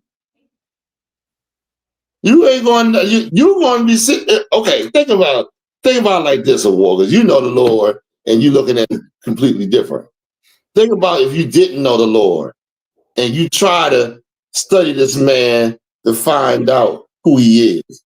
There's Muslims right now talking about he was made from some goddamn, what they say he made? Some man created him. Right, by YAHANNA, the scientist, the big head scientist in the lab, sir. You see what I'm saying? That's insane. You know what I'm saying? The Lord is going to tell you because he created him. And he knows what he is. Khan. So you're going to have to rely on the Lord in order to understand this man. You can't go on your own mind, which is a lot of our people do. And they always end up dead, somewhere destroyed or wiped out, or not knowing how they got in a certain situation. That's how they end up. All right, go ahead. Yes, sir. How are the things of Esau searched out? How his hidden things sought up? Verse 7. All the men of thy confederacy have brought thee even to the border. The men that were at peace with thee have deceived thee and prevailed against thee. They that eat thy bread have laid a wound under thee. See what the Lord said? The Lord said, listen, he's setting a trap for this white man, because he knows that this white man is going to go after money. He's a money-hungry beast on this earth. You know what I mean? And Lord said, those people that you got working for you are going to be the ones that overthrow you. That's going to be the ones that wipe you out. That's what he's saying right there. Keep going. And the Lord got something else for him. Read on. There is none understanding in him. There's no understanding in him. Meaning, okay, what does that mean? He doesn't understand the things that he's done wrong against the people and the turning on. How can I say it? He doesn't understand. He's not like me and you. We got a conscience, right? We ain't gonna do certain things that we don't want. We understand that these things come back on us. You know what I'm saying? The Lord gonna punish us for doing wicked shit. In other words, right? He don't have an understanding like that. He'd be damned if he believe in the Lord. He believe in the Lord, but he don't believe in him like we do. Right. You understand? Read on. Verse 8. Shall I not in that day, saith the Lord, even destroy the wise men out of Edom? The Lord said he's going to destroy the wise men out of Edom, meaning they're not going to be wise no more. That's it. The Lord said, I'm going to take this wisdom away from you that I gave you. The Lord rose them up. What? Y'all don't understand? I mean, come on, man. Didn't Solomon pray for wisdom and knowledge, and the Lord gave him, and Solomon was the wisest man? So the Lord is the one that gives that man that knowledge. Right. And the Lord is the one going to take it away from him. Then in that day, you're going to see a troglodyte. You're going to see his true essence. You're going to see that white woman's true essence. She ain't going to be sitting up there looking, the way you're thinking she a beauty queen or something. She's going to be a funky, nasty looking, hair all, yeah, she ain't going to have the beauty products to try to do her hair. Black women going to get their damn hair back, and a white woman going to get her hair taken. There's a reversal of fortunes going to happen on this earth. Reversal of fortunes. Read on. And understanding out of the mount of Esau. And understanding out of the mount of Esau. What is that talking about? Their governments. Right. You see that right now? You got a dumb idiot sitting up there talking about, what does he call it? Miss Piggy. He calling somebody a name because they talking about, they asked him a question about the Epstein files, and he know his ass guilty as hell. He's doing it now, right? And that's what the Lord said he's going to do. Right. Remember back in the day, they was pretty wise. They wouldn't do certain things. This dumb sitting up here doing everything, and don't know he's dumb. Don't even know what the hell he didn't even. I mean, he's such a character. But go ahead, read on. Verse 9. And thy mighty men, O T-men, shall be dismayed to the end that every one of the mount of Esau may be cut off by slaughter. You see what the Lord said? They are going, that's the same thing we read earlier about them being wiped out. The Lord said it right there. The Lord said it's going to happen. I can't take it back. He can't take it back. Nothing he can do to annul this right here. Right. Nothing. Right. He's trying to make a go out of it, trying to kill and steal and do everything he can right now to try to build up and fight against Christ and the angels. Right. But that's a battle they're going to lose. Right. Go ahead. Verse, to the end that. No, that's it. I mean, that's it. Let's go to 2nd Ezra. That's good enough. We ain't got to break them. Salaki, sir. Go ahead. I had one more troglodyte precept. Oh, and I got one more too, because last week we talked about the Jews. I mean, not the Jews, the Levites. The Levites coming out of how they left and went down with Judah, but I couldn't find the precept. Remember? Mm-hmm. Yeah, it's 2 Chronicles 11 and 14. So remember, we was telling how the tribes, Levi eventually came down, and it was Judah, Benjamin, and Levi. That's what Christ walked the earth. It was only Judah, Benjamin, and Levi in the land, right? The other tribes were all already over here.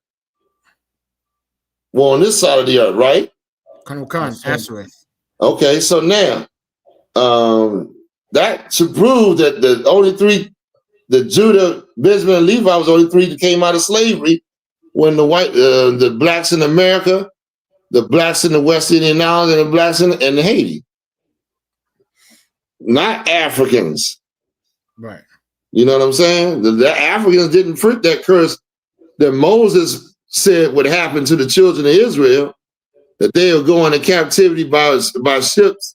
Africans don't fit that curse. They didn't lose their identity. They speak their language.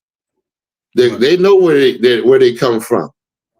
So that's 2 Chronicles 11 and 14. Just so if anybody wanted to know. Yes. Yes. Go ahead. Yes, sir. This is the book of 2 Ezra, chapter 6, verse 54. And after these, Adam also, whom thou madest Lord of all thy creatures, of him come we all, and the people also whom thou hast chosen.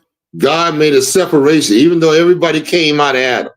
Every nation right now came out of Adam because Noah was a 10th generation descendant of Adam's. Right. So every nation came out of Noah, right? Right. And if Noah came from Adam, everybody come from Adam. Right. We don't, but the Lord said, and the people God chose. He doesn't even put you with the other nations. Why do you put you with the other nations? He said, all the nations come out of Adam, and the people God chose it, because I separate you from all the other nations, because you are separated to me. That's what the Lord said about you, blacks, Latinos, and Native Americans. Read on.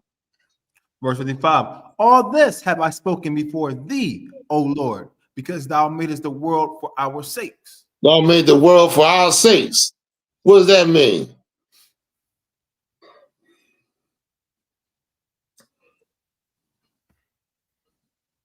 Go ahead, Abad.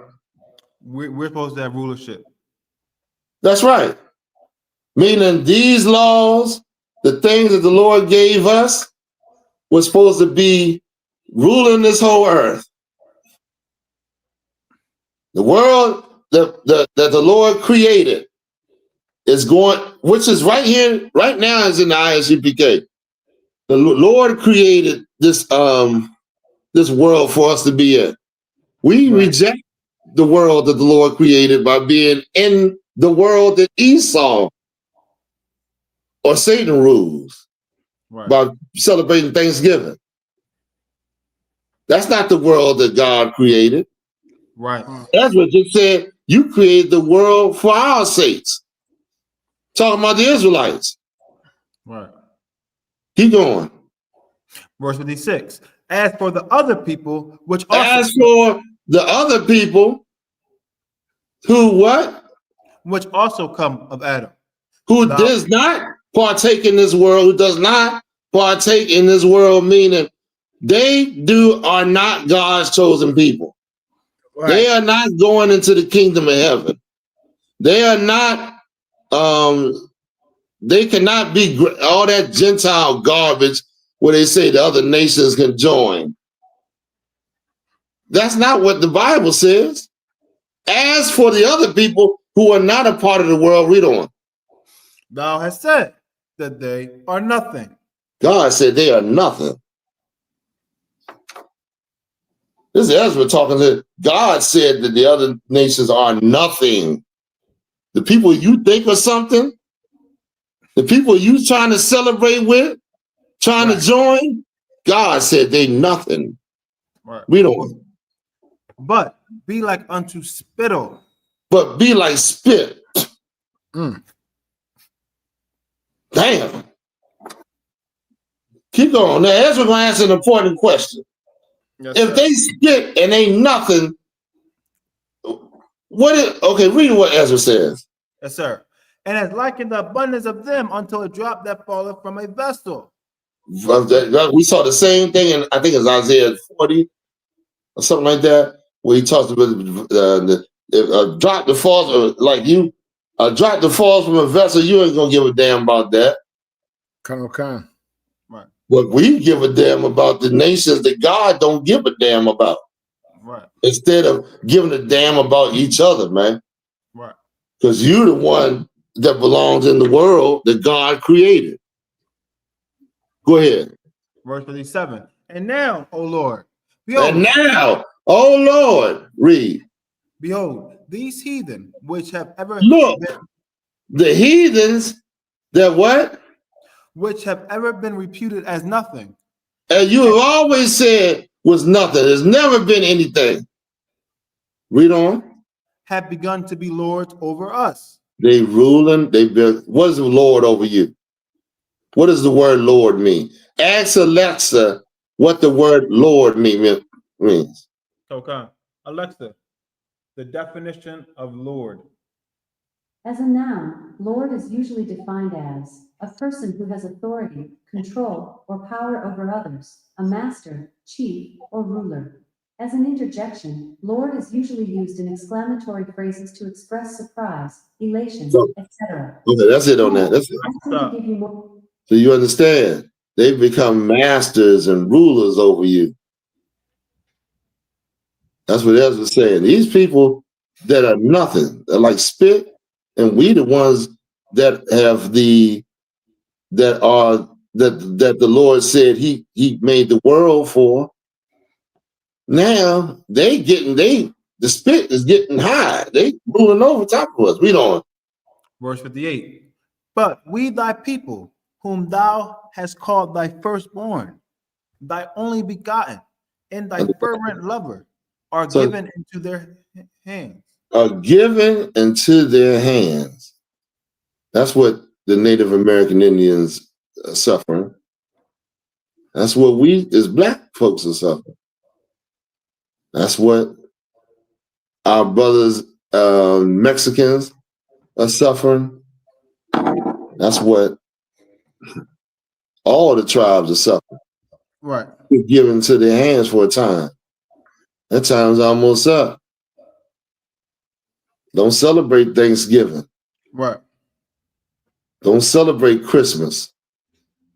We got Hanukkah coming up next month. Right. That's not a high holy day, it's an observance. Right. But still it belongs to us. Right. It's about our culture, man. The things that we did that was right before the Lord, and the Lord delivered us out of it, of our situation. Well, with that being said, we're going to have to end the class up. We way over the time, but I enjoyed every bit of it, y'all. I appreciate that. You understand? Say the water for y'all attending the class. We'll give a shout out to my Abad right here in Hawaii, man, assisting me. Y'all do an excellent job, man, keeping me on point and everything. I appreciate y'all, man. Y'all just don't know. We definitely have we'll get together, you know what I'm saying, and do something. With that being said, I'm gonna give you all the brothers a courtesy salute right now. Barak, Yahweh, Shibya, Baraka Thumb. Now we're gonna give the sisters a salute. All the brothers, Barak, Yahweh Shema, Alathan, Ba'ashem Yahushua.